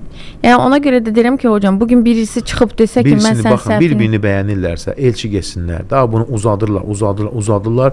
2 il keçəndən sonra başlarına belə hadisə gəlib, niyə belə oldu? Ciddi olmaq lazımdır. Evlənirsinizsə elçi gedin, ailələr bilsinlər. Daha bunu Hindistan filmlərinə döndərməyin yəni. Həmişə mən bunu deyirəm. Anladım hocam. Bir də nə deyəcəkdim hocam? Hə, o dediniz səhv bağışlama. İndi deyirəm, belə bir yaxşı bir insan çıxsa da o qızın həyatına, desə ki, sən bütün keçmiş səhvlərini bağışlayıram, ailə həyatı qursa, nə gözəl olar hocam. Əlbəttə ki, Allaha dua eləsin. Heç zaman yəni bu belə nə qədər olub? Savabı. Belə nə qədər olub ki, misal üçün şəxsən mən çox məndən sual soruşublar, elə olub ki, misal üçün, əlhamdülillah. Yəni, Allahdan ümid üzmək olmaz. Allaha dua eləsin, baxın, qədri gecəsidir, qalxın, çoxlu dualar eləyin, çoxlu zikr eləyin, Allahdan istəyin. Bəs belə oğlanların, yəni belə yaxşılıq edən oğlanların bu dünyada dinimizə görə savabı varmı hocam? Əlbəttə ki, yəni bir insanın sıxıntısını aradan qaldırmaq, bir insanın problemini aradan qaldırmaq, yəni böyük savablardan birisi. Bir insana yardım etmək, hamısı savabdır. Əlbəttə ki. Atam da bir aydan çoxdur namaz qılır, amma sözlərini heç cür yadında saxlaya bilmir. Bunun üçün atam nə etməlidir? Narahat olmasın. Necə bacarır qılsın. Hətta əlindən telefonla baxıb qıla bilər, vərəqlə baxıb qıla bilər, hətta səhv eləsə belə əsas qılsın. Bəzən də olur ki, bax, misal üçün deyək ki, bir insan namaza başlayır, bəzi səhv olur, sən səhvin var, qılma. Yanlışdır. Əksinə, onun qılması daha üstündür. Bəlkə onu elə qılması bizim namazlarımızdan daha üstündür ki, çünki öyrənməyə çalışır. Allah ondan razı olsun. Vərəqə baxsın, telefona baxsın, nə qədər vaxta qədər, ta öyrənənə qədər. Bəlkə heç öyrənməyəcək, yenə də vərəqdən qıla bilərsən, yenə də telefona baxıb qıla bilərsən. Çünki Allah ibadət edirsən və bacardığını yerinə yetirirsən. Bundan gözəl, bərəkətli, savab əməl ola bilər. Buna çox xahiş edirəm, cavab verim. Təravih namazı 4-4, təravih namazı 2-2 qılınır. 2 rükət qıldın, sonra yenə 2, sonra yenə 2, sonra yenə 2. Yəni azı 2-dir. Çoxu 2-2, 2-2, 2-2, 2-2 artır. Sonda bir rükət vitr namazı ilə bitir. Əgər bütün peyğəmbərlər peyğəmbərimizdirsə, Muhammed peyğəmbərə salavat gətirəndə deməliyik adın, yoxsa peyğəmbərimizə və onun əhli beytinə deməliyik? Peyğəmbərimizə, onun əhli beytinə, bir də ki, peyğəmbərlərin adı çəkiləndə biz onlara da adı çəkilən salavat deyirik. Misal üçün peyğəmbərdən adı oxunanda ki, misal üçün İbrahim əleyhissalatu vesselam deyirsən, amma bu salavat xüsusu peyğəmbərimizə aiddir. Muhammed peyğəmbər. Bəli, Muhammed peyğəmbərimizə aiddir. Peyğəmbərimiz, onun əhli beyti. Onsuz da peyğəmbərimizə salavat deyəndə əhli beyti də içərisində avtomatik gedir, əlhamdülillah. Allah sizdən razı qalsın. Bilmək istəyirəm, qadınların özəl günlərində oruç tutmamaq, namaz qılınmaması haqqında hansı hədisdə yazılıb, bu haqda deyə bilərsinizmi? Necə? Qadınların özəl günlərində oruç tutmaması. Peyğəmbərimizdən bütün hədis kitablarında Peyğəmbərimiz buyurur ki, hansı qadına oruç tutmurlar? Deyir ki, misal üçün heyz halında namaz qılmırlar, oruçunu. Soruşsa, ya ayal arası nəyə görə? Misal üçün heyzli halda namaz. Çünki deyir ki, bu Allah Taala'nın deyir, Adəm evladları olan, qızlarına olan bir yüngüllüydür. Adət halında namazları qılmırlar. Adət halında onun problemi var. Adət halında yəni o halda namaz qılınmır deyə bunu Peyğəmbərimiz buyurub sallallahu aleyhi və səlləm. Dünən itim var idi, bilmirəm kimə verim, amma evdə saxlamaq istəmirəm, yazan bir dinləyici vardı. Bir dəfər də sonra yazdı ki, versin itim mənə. Mən mesajı pozmuşdum, həmin dinləyici təkrar yazsın, mən calaşdırım da. Hocam, 14 yaşım var, 9 yaşımdan oruç tuturam, yəni ki, yaşım çatmırdı, indi çatır. O biriləri savab yazılır, yazılırsa kimə yazılır hocam? Bundan əvvəlkilərə özünə yazılır da savab. 14 yaşından həddi buluğa çatıb 9 yaşından qılır. Deyir ki, indi bunların savabı mənə yazılır, yoxsa kimə yazılır? Özünə yazılır. Niyə kiməsə yazılsın? Bəlkə valideyninə falan yazılır, onu soruşmaq. Valideynlərimizə onsuz da savab yazılır, amma ibadət özünə. Valideynlərimizə, baxın, biz hər zaman yaxşı işlər görəndə onsuz da valideynlərimizə savab yazılır. Çünki valideynlərimiz bizi böyüdüblər, boya başa çatdırıblar, bizim dünyaya gəlmə səbəbdir. Onsuz da onlara savab yazılır. Mənim iş yoldaşım var, deyir ki, oruç tutmaq bütpərəstlər tərəfindən günəşə itaət edənlər uydurub. Buna bir fikir bildirmək istəyərdim ki, bildirəsiniz daha doğrusu. Allah ona ağıl versin. Nə fikir bildirək ona? Allah oruc ibadətlərinizi qəbul eləsin inşallah. Mənim yoldaşım, hocam diqqətlə qulaq asın, sosial şəbəkələrdə başqa qadınlara çox baxır, bəyənir, follow atır, takib eləyir, izləyir. Evlidir. Evlidir. Vay vay vay. Əlimdən gələn qədər silib təmizləməyə çalışıram. Hocam qulaq asın. Özünə deyəndə isə telefonuna baxdığım üçün məni günahkar çıxarır. Yəni qadın kişinin telefonuna baxır deyənə qadın onu günahkar çıxardır. Onun dediyinə görə başqalarına baxmağının səbəbkarı mənəm. Yəni kişi deyir ki, başqalarına baxmağımın səbəbkarı sənsən, qadına deyir. Ona nə qədər bu halın məni incitdiyini desəm də heç vecinə almır. Hətta üzümə qarşı yenə edəcəm deyir. Mənsə Allah üçün səbr etməyə çalışıram. Hər dəfə qəlbimdə nəsə qırılır. Yoldaşım üçün bunun günahı varmı? Mənim üçün günahı varmı? Deyir ki, baxmaq səbəb sənsən. Elə deyir. Nə cavab verim ona mən? Mən də bilmədim hocam. O necə deyərlər buna? Cümlə tapa bilmirəm yəni ona. Allah onu islah eləsin. Amin. Göz zinası eləyir, bu bir. Günah qazanır, 2. ailəsini incidir 3 və bir də yəni yalan danışmada mahirdir. Başqa nə deyim ona? Yəni özü bunu edir, hələ həyat yoldaşını dik sənsən səbəb deyir. Yəni bunu ilk dəfə eşitdim. Bu yalan danışmada mahirdir kimsə. Səni görüm bu qadına möhtac qalasan ha kişi. Hocam belə bir sual var. Nəzir vermək öncədən, məsələn demək ki qurban kəsəcəm və s. harasa nəzir eləmək, bu doğrudurmu yoxsa necə? Dinimiz bu haqqda nə deyir? Nəzir ümumiyyətlə baxın, nəzir dinimizdə məkruh sayılır. Məkruh nədir? Bəyənilməyən. Amma etmisənsə, nəzir demisənsə yerinə yetirməlisən. Niyə görə bəyənilməyən sayılır? Çünki nəzir deyəndə özünü yükləyirsən. Üzərinə bir vacibiyyət götürürsən. Deyək ki, filan işim düzəlsin, gedib bir qoyun alıb kəsəcəm və ya bir kasıba sədəqə verəcəm və ya 3 gün oruç tutacam. Bunu sonra da bəzi insanlar edə bilmirlər. Çiyinlərində qalır. Bunu ona görə deyirlər ki, dinimizdə bunun hökmü məhkurdur və paxıl insandan çıxır. Buyurur Peyğəmbərimiz, İnnəmə yustaqracu minəl bəxil. Paxıl insandan çıxırdı. Sanki çəkib çıxır paxıl insandan. Amma demisənsə, yerinə yetirməlisən. O nəzir də, yəni haramda nəzir olmaz. Halal işlərdə olmalı nəzir. Misal üçün, nəzir etdim, filan kəsən danışmayacağım. O nəzir batildir.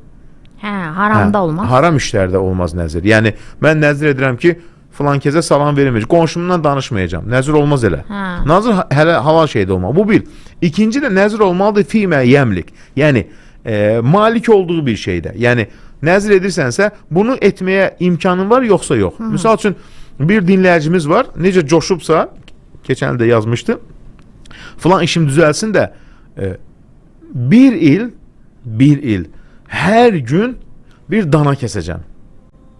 İndi mənə yazıb, nəzirdən sonra qara-qara düşünür. Deyirəm, dana kəsməyə, hər gün dana kəsəm, bunu deyir, yox, heç qoyun kəsməyə pulum yox. Hər gün? Hər gün. Baxın, deyir ki, nəzir deyir, fîmə yəmlik, yəni, əlində malik olduğun bir şey də olmalıdır. Nəzir deyirsənsə, nə ki, yəni bir gedib kiməsə yardım edəcəm, yəni qida məhsul alacağım, bir xəstəyə yardım edəcəm. O şeyi ki, sən bacarırsan, edə biləcəksən. Amma edə bilməyən şeylərdə malik olmadığın, sahib olmadığın şeylərdə nəzir olmaz. Bunu bəzən bir dinləyicim nəzir edib ki, mən filan işim düzəlsə 10 il oruç tutacağam. Olmaz belə nəzir. Hocam, illər öncə mən də demişəm. Belə olmaz belə nəzir. Nəyə görə? 10 il dayanmadan oruç tutmaq olmaz. Bir il oruç tutacağım demişəm hocam. Niyə indi buna hocam? Ona görə o nəzir yerinə yetirilmir. Bir də belə nəzir etməsin, insan tövbə etsin. Bəs onun vəbali... Amma hansı şeydə nəzir ola bilər? Bacardığın bir şeydə. Əlindən gələn bir şeydə. Amma dinimizdə ən gözəl nədir? Baxın, nəzirdən nə? İstəyirsən bir işin düzəlsin, düzdür? Niyyətin var qoyun kəsmək. Misal üçün, filan işin düzəlsə. Onu deyir ki, alimlər, kəs. Kasıblara payla, deyir ki, Allahım, sənin razını qazanmaq üçün, sənin sevgin üçün, sənin razını qazanmaq üçün kasıblara yardım etdim. Sən də mənə yardım elə. Öncədən. Bu ən gözəli budur. Yəni, duanın qəbul olunması üçün ən gözəl əməllərdən birisi nədir? Əvvəlcədən sədəqə verirsən, dua etsən. Baxın, salihlər nə edərdilər? Sədəqə verərdilər, Allaha dua edərdilər. Yaxşılıq elədilər, Allaha dua. Bu ən gözəldir. Amma yenə də bəyənilməyən bir əməl olsa belə, demisənsə, yerinə yetirməlisən. Bəzən soruşur dinləyicilərimiz, bu da yanlışdır. Misal üçün deyir ki, mənə çox soruşulur. Mən nəzir edirəm ki, oğlum sağalsın, bir qoyun kəsəcəm. İndi isə deyim, misal üçün, mənim qonşumda xəstə var. Olar mən pulu ona verim, nəzir pulunu. Olmaz. Çünki sən nəzir etmisənsə, onu yerinə yetirməlisən. Qara-qara düşünür onu kəsib, ver. O kasıb adama ver, qonşun da olsa ver. Amma nəyi nəzir etmisənsə, onu yerinə yetirməlisən. Mən müəlliməyəm, deyir, bir iş yoldaşım var, hər gün soruşuram necəsən, deyir, depressiyadayam. Onu depressiyadan çıxartmaq istəyirəm, amma çıxarda bilmirəm. Mən hansı duanı zikr edim ki, depressiyadan çıxsın? Ən çox, baxın, la havlə və la quvvətə illə billah zikri. Bax, mənim bir dindar tanışım var idi. Özü mənə dedi ki, Allah həmd olsundur ki, la havlə və la quvvətə illə billah zikrini dilimdən düşürmədim. Bizi də dinləyir. Salamlayırıq. Panik atakdan şəfa tapdım deyə. Allah həmd olsun. Şəfa verən kim? Uca Allah'tan. Yəni düşünün, təyyarəyə minə bilmir, xarici gedə bilmir. Panik atak. Allah həmd olsun ki, arada gəlir, sıxıntılar ol, aman deyir, yəni 99% nədir? Şəfaət tapdın deyir. Güclü zikir. La havle və la quv. İnşallah sabah danışaram bundan, bu zikrin önəmindən. Çox güclü Hər zikir. gün deyir, yadımızdan çıxır. La havle və la quvvətə illə billah. Yəni ey Rəbbim, güc, qüdrət sahibi sənsən. Ha, bu gecə də bu zikir eləmək yaxşıdır. Bu zikir elə, sonra Allahdan istə. Çünki bu zikirdə bir sir nədir? Sir odur ki, insan tamamilə deyirsən, ey Rəbbim, gücsüzəm, zəifəm, sənə möhtacam. Yəni öz gücümə, bacarıma güvənmirəm, ancaq sənin gücünə, qüdrətinə güvənirəm. La havle və la quvvətə illə billah. La havle və la quvvətə illə billahil aliyyil azim. Hamısı olar. Sayənizdə öyrənmişəm bunu hocam. Allah sizdən razı olsun. Bir çox işlərimi də həll eləmişəm bu zikirdən. Birinci insanın qəlbinə elə bir rahatlıq gəlir. Doğru. Elə bir sevgi gəlir. Sanki deyirsən ki, sanki bu sıxıntı olmamış kimi bir şeydir. Həqiqətən də. Eynən. Gücünü, qüdrətini hər şeydə Allaha, Peyğəmbərimiz baxın 20-dən çox sahabəyə bunu öyrədir. Özü də Mədinədə öyrədir. O deməkdir ki, ancaq çətinlik vaxtında. Xeyr, hətta yaxşı vaxtda belə bu duanı etməlisən, zikr etməlisən. Nəyə görə? Altdan yardım diləyirsən. Allah razı olsun hocam. Qızımın 4 yaşı var, oruç tutur. Deyirəm, qızım sən tutma, sənə tutmaq olmaz. Amma tutur, tutmağa düzgündürmü? Anasını da çox incidir. Yox, 4 Adı da yaşlı. İncidir. İncitmə, 4 yaş uşağı heç vacib deyil. İstəyir, yəni səhər tutsun, amma saat 9-a kimi. O çünki uşağa vacib deyil. Bir dinləyicimiz soruşub ki, gözəl sualdır bu. Şəkər diabeti olan oruç tuta bilərlər. Baxın, şəkər xəstəsində məsələ belədir. Bir var ki, şəkərin də dərəcələri vardır. Elə şəkər dərəcəsi var ki, mümkün deyil. Onu ki, həkimlə məsləhətləşsin. Amma elə şəkər növləri var ki, tuta bilirlər. Misal üçün, nə qədər mən insan tanıyıram ki, şəkər xəstəsi, amma tuturlar orucu deyil, özümüz də rahat keçiririk. Hətta həkimlər belə, məsləhət görən həkimlər belə var ki, oruç tutmaq faydalıdır. Amma yenə də bu məsələlərdə həkimlə məsləhətləşsinlər. Allah sizdən razı olsun. 12 yaşımdan namaz qılıram, Quran oxuyuram, oruç tuturam, zikirlərə sarıla-sarıla. Allah mənə hər neməti verir, çox şükür. Yaşar müəllimin sayəsində çox şeylər öyrəndik, çox təşəkkür edirəm. Amma deyirlər, Allah əgər sənə hər şeyi veribsə, səni qapısında istəmir, nemətlər verib ki, ona dua etməyəsən, bu nə dərəcədə doğrudur? Yanlışdır o. Kim deyibsə yanlış deyib. Yəni necə yəni Allah səni istəmir? Niyə Allah istəməsin ki? Allah nemət verəndə istəmir. Əksinə Allah da sınağa çəkər, nemət verər və ya az verər, çox verər. Nemət veribsə də Allah da niyə istəmir ki? Doğru deyil belə şeylər demək. Necə insanların belə söz deməyə dilləri qıyır da elmsiz danışırlarsa, baxın Allah qarşısında, baxın. Bəli hocam. Bax, Allah da bütün günahları bağışlayar. Yəni Allah rəhimlidir. Bəli. Amma Allahın ən sevmədiyi günah hansıdır? Allah adından danışmaq. Allah baxın deyir ki, hədis-i Allah şərifdə bunu deyib demək, hə? Allah da səni qəbul etməz. Allah səni, baxın Peyğəmbərimiz buyurur ki, iki dost olur. İki dost olur. Biri daimi ibadət edir, digərisi içki içir. Bu dostu ibadət edən abid əvvəlki ümmətlərə hər zaman buna nəsihət edir, tövbə elə. Bu tövbə eləmir. Bir gün deyir ki, Allah səni heç zaman bağışlamaz. Deyir ki, Allah təala dedi ki, deyir Peyğəmbərimiz, kimsən ki mənim adımdan danışırsan, onu bağışladım deyir, cənnətə qoydum, abidin də bütün günahlar, bütün əməllərini puç elədim, cəhənnəmə atdım. Niyə? Allah adından danışdığı üçün. Olmaz Allah'la danışmaq. Allah səni sevmir, Allah bunu qəbul etmir. Yəni elmsiz danışmaq olmaz.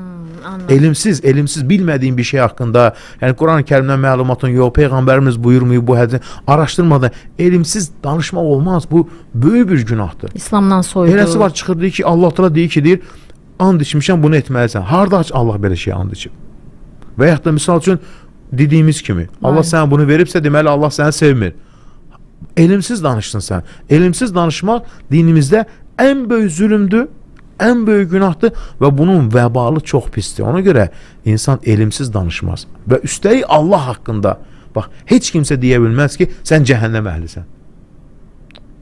Necə deyin ki, Allah bağışlayar. Yəni, demək olar ki, misal üçün bu əməlin böyük günahdır, bu əməlin küfürdür, amma demək olmaz ki, hər bu əməl edən cəhənnəm əhlidir. Və yaxud da demək bilməzsən ki, sən 100% cənnət əhlisən. Hardan bilirsən insanın qəlbini?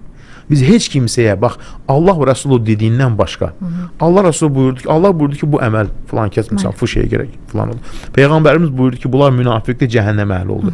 Qətidir bu, Allah və Rəsulü. Amma onun xarici biz heç kimsəyə qəti olaraq deyə bilmərik ki, sən cəhənnəm əhlisən, sən cənnət əhlisən. Hardan bilirsən sən? İnsanların qəlbi Allahın əlindədir. Yəni, hökm verməkdən insan diqqətli olma. Bəzi ortaya çıxır, sən kafirsən.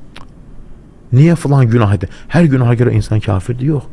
Bax, bu təhlükəli bir sözdür ki, sən kiməsə kafir demək, yəni demək istəyən Zarafat lan. yox, cəhənnəm əhlisən. Bəzi misal səhv edir, sən cəhənnəm əhlisən, kafirsən. Axı olmaz demək hər insana. İnsan hətta etdiyi əməl küfr əməli olsa belə, ona demək olmaz sən cəhənnəm əhlisən deyə. Bilmir insan, başı çıxmır insan. Baxın, Allah təala elə bir şeyi bağışlayıb ki, əvvəlki ümmətlərdən peyğəmbərimiz buyurur ki, bir insan 500 il ibadətlə keçirib. 500 il ibadətlə keçirib. Öləndən sonra deyib, ölməmişdən deyib ki, övladlarına ki, mən öləndən sonra məni deyir, yandırın, külümü küləkli havada dənizə səpin. Əgər Allah məni diriltməyə qadir olsa, mənə əzab verər. Diriltməyə qadir olsa. Allahın qüdrətinə şək şübhə eləməkdən böyük günah ola bilər. Allah deyir, əmr etdi, ey torpaq, ey dənizdə, ey köy, yığın onu. Toplandı, dedi, ey kulum, niyə bunu etdin? Deyir, səndən qorxduğum üçün. Allah onu bağışladı, deyir. Allahın qüdrətinə şək etmişdi. Amma deyir, nəyə görə bunu etdin, deyir, bu sözü dedin. Allah əgər məni diriltməyə qadir olsa, mənə əzab verər. Qorxub, deyir, ey Rəbbim, məxafət edək. Yəni, səndən qorxduğum üçün, günahlarım çoxdur. Allah bağışladı ona görə, deyir. Yəni, olmaz ki, bu hədisi alimlər zaman nəyə dəlil gətirirlər? Yəni, bu batil yoldan firqələr var, o kafir, bu kafir, ona təkfir edir, buna kafir edir. Buna ən böyük dəlildir ki, Allahın qüdrətinə şək edən Allah bağışlayıb. Sən kimsən ki, bir insana deyəsən ki, sən cəhənnəm əhlisən, filan əhlisən, filan əhlisən. Yəni, belə şeylərdən insan dəlili olmadan, sübut olmadan alimlərin ən çox qorxduğu nədir? Kiminsə haqqında hökm versin ki, sən kafirsən. Bax, deyə bilər, bu əməlin küfürdür, bu əməlin şirkdir, bu əməlin günahdır, amma hər əməl edinə demək olmaz ki, sən kafirsən, dindən çıxırsan. Nə gözəl hocam. Təhlükəli bir söz. Nəyə görə? Peyğəmbərimiz buyurur ki, əgər kim bir qardaşına kafir deyərsə, o söz səmaya qalxar, yerini tapmaz, insan özünə qayıdır. Sən özün olsan böyük günah sahibi. Ona görə olmaz. Zarafatla da olmaz. Zarafatla da olmaz və dini məsələlərdə də elmsiz danışmaq olmaz. Elmsiz, dəlil sübut olmadan elmsiz danışmaq olmaz. Bəzən görürsən ki, Peyğəmbərin adından danışırlar. Bax, misal üçün, bu günlərdə yayırlar Peyğəmbərimizin adından, kimin deyir, neçə illə deyək, 50-60 il qəzası varsa, Ramazanın son gündə 4 rükət namaz qıldın, bütün qəzalarını bağışladı. Yoxdur Peyğəmbərimizdən belə hədis. Peyğəmbərimiz buyurdu. Peyğəmbər adından, bax, bilmədən dəlil danışmaq isə ən böyük günahlardan birisidir. Peyğəmbərimiz buyurur ki, sallallahu aleyhi ve sellem, mən kəzibə aleyyə mütəəmmidən. Kim məni adımdan, yalandan danışarsa, yalandan cəhənnəmdə yerini hazır bilmiş olsun. İllərdir namaz qılıram, nədənsə namaza girən kimi özümü çox pis hiss edirəm, ürəyim çırpınır, az qalıram, namazdan yarımçıq çıxım, nəsə çox keçimsiz bir həyatım var. Bu cadu ola bilərmi hocam? Ola bilər, olmaya da bilər, amma narahat olmayın, siz namaza davamlı olun, Allah'a çoxlu zikr eləyin. Belə durumda əstəğfirullah zikrini, istiğfar, yəni əstəğfirullah zikrini dilinizdən düşürməyin. Ola da bilər, gözdəymədə ola bilər insan ki, gözəl ibadəti var, Allah'a bağlılığı var. O zaman əstəğfirullah zikri, la havlə və la quvvətə illə billah zikri, bunları dilinizdən düşürməyin. Əsəb gərginlik olanda bədən rahatlaşması üçün, dözümlü olması üçün məhz hansı duanı oxumaq məsləhətdir? Ən çox, yəni əsəbləşəndə Auzu billahi mineşşeytanirracim. Allah'a sığınmaq lazımdır şeytandan. Çünki əsəb nədir? Həqiqətən də şeytan o əsəbləşəndə insanı sevinir, insanı pis yollara dəvət edir. Allah qorusun. Auzu billahi mineşşeytanirracim. Əsəbləşəndə insan dəstəmaz alar, ayaq üstəsə oturar, oturan yersə uzanar. Dur bir namaz qıl, dua elə, nə bilim bir nəfəs al. Qurban nəzir demişik, bir ünvana bütöv şəkildə kəsilib oraya verəcəyik demişik. Bilmək istərdim. Qoyunun əti ilə yanaşı ciyəri də verilməlidir, yoxsa ancaq əti verilməlidir? Yəni ciyərini də verin. Əgər niyyətiniz odsa, onu da verin. Baxın, burada bir məsələ çox, vaxtımız var bu məsələni açıqlayayım. Hocam, uzundursa reklamdan sonra? Reklamdan sonra, bu nəzir sədəqəsində çox maraqlı bir şey var. İnsanların bu zaman çox soruşurlar bunu. Nəzir sədəqəsi hamısı paylanmalıdır, özünü yeyə bilərəm, ona mütləq toxunmaq. Ona toxunaq o zaman reklamdan sonra inşallah. Bir də bir şey oxuyum, bunu bir elan kimi oxuyuram, diqqətli olaq. Allah sizdən razı olsun deyir. Bugün Sumqayıt avtovağzalının qarşısında maşından düşərkən anamın həcc ziyarətindən gətirdiyi mənə çox mənəvi dəyəri çox olan təsbehi düşürmüşəm.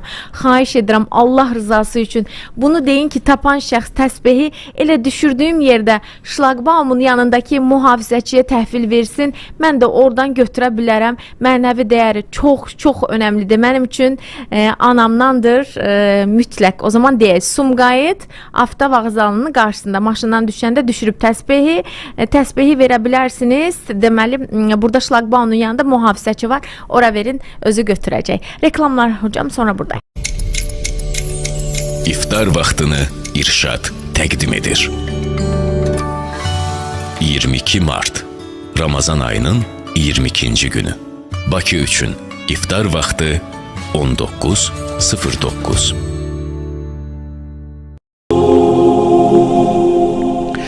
Rəbbimizə şükürlər olsun. Uca Rəbbimiz dualarımızı qəbul eləsin.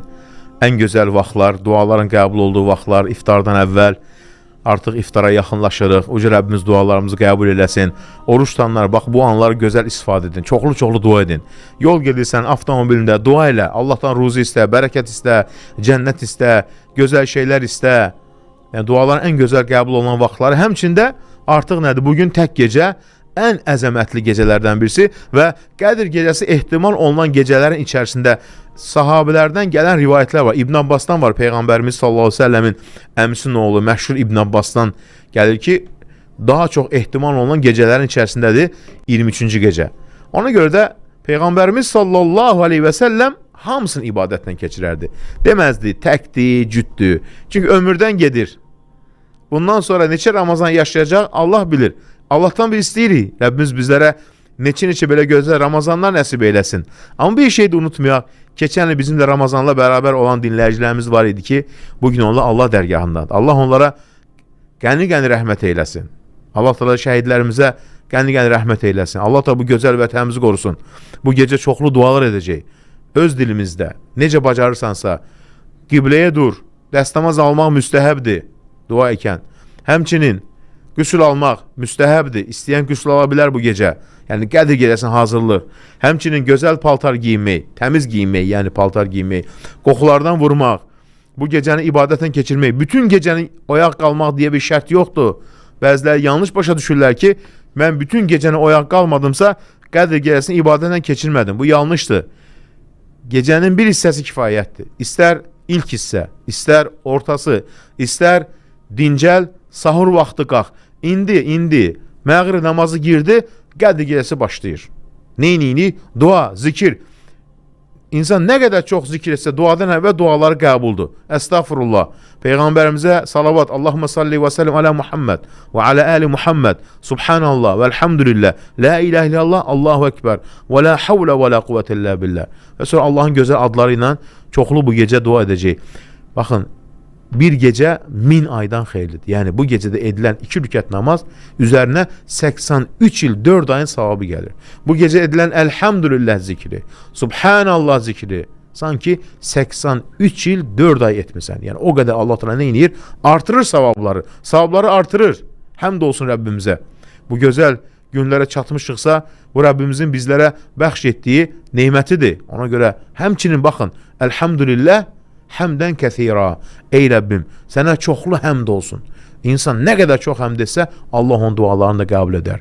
Elhamdülillah kəthira. Peyğəmbərimiz buyurur ki, bir insan deyir ki, Elhamdülillah kəthira. Mələkdə onu necə savabını yazacağını bilmədilər və Allahdan soruşdular. Allah təala buyurdu ki, qulum necə deyirsə elə yazın. Yəni bu gecə zikir, dua, ən çox da nədir? Dua. Ən çox zikir, Quran oxu.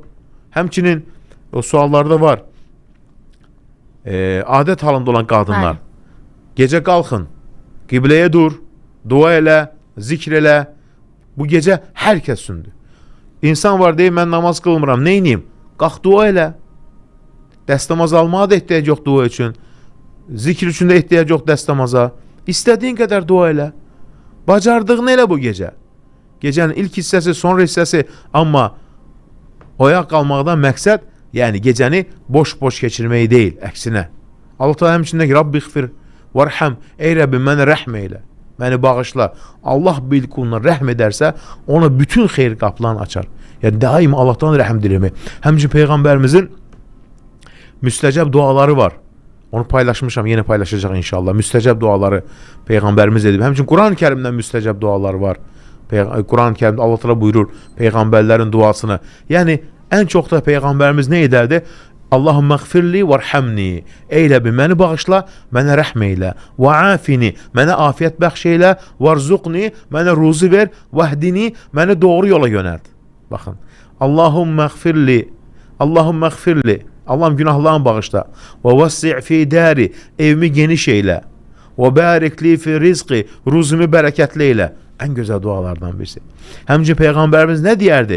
Ruzu duası. Allahumma inni əs'aluka min fadlika və rahmetika fe innehu la yemlikuha illa ent. Allahım, sənin fəzilətini, rəhmətini istəyirəm. Onların sahibi yalnız sənsən. Həmçinin nədir? Rabbi xfirli, ey Rəbb, məni bağışla, mənə ruzu ver. Və yaxud Allahın, ya Vahhab, ey təmənnasız bəxş edən, ya Razzaq, ruzu verən, bütün adlarla. Nəyi bilirsənsə kifayətdir. Qədir gecəsinin xüsusi bir qüsulu yoxdur. Müstəhəb alsan, almaq istəsən, həmişə necə qüsul vermirsən, elə qüsul alırsan. Və ya duşun altına gir, yuyun çıx. O da qüsul sayılır. Hocam, suallara keçin mi? Bəli, bəli. Allah sizdən razı olsun. Ateşin hissinin nəfəsini almaq orucu pozurmu? Yox, orucu pozmur, narahat olmasın.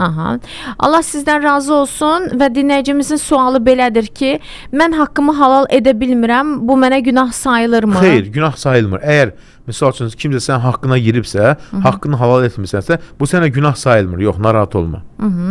Sədəqəmi verməyə adam tapa bilmirəm, kömək edə bilərsinizmi?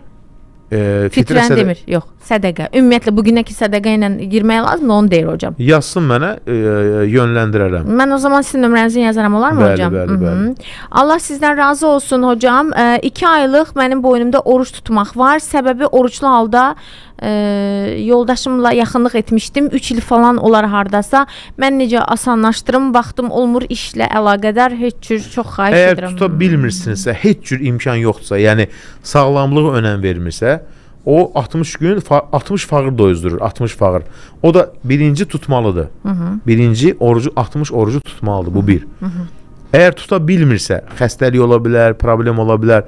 O zaman yəni 60 dənə fağır doyuzdurur. Bu ancaq xüsusi hallara aiddir. Yəni həqiqətən tuta bilmir. Anladım.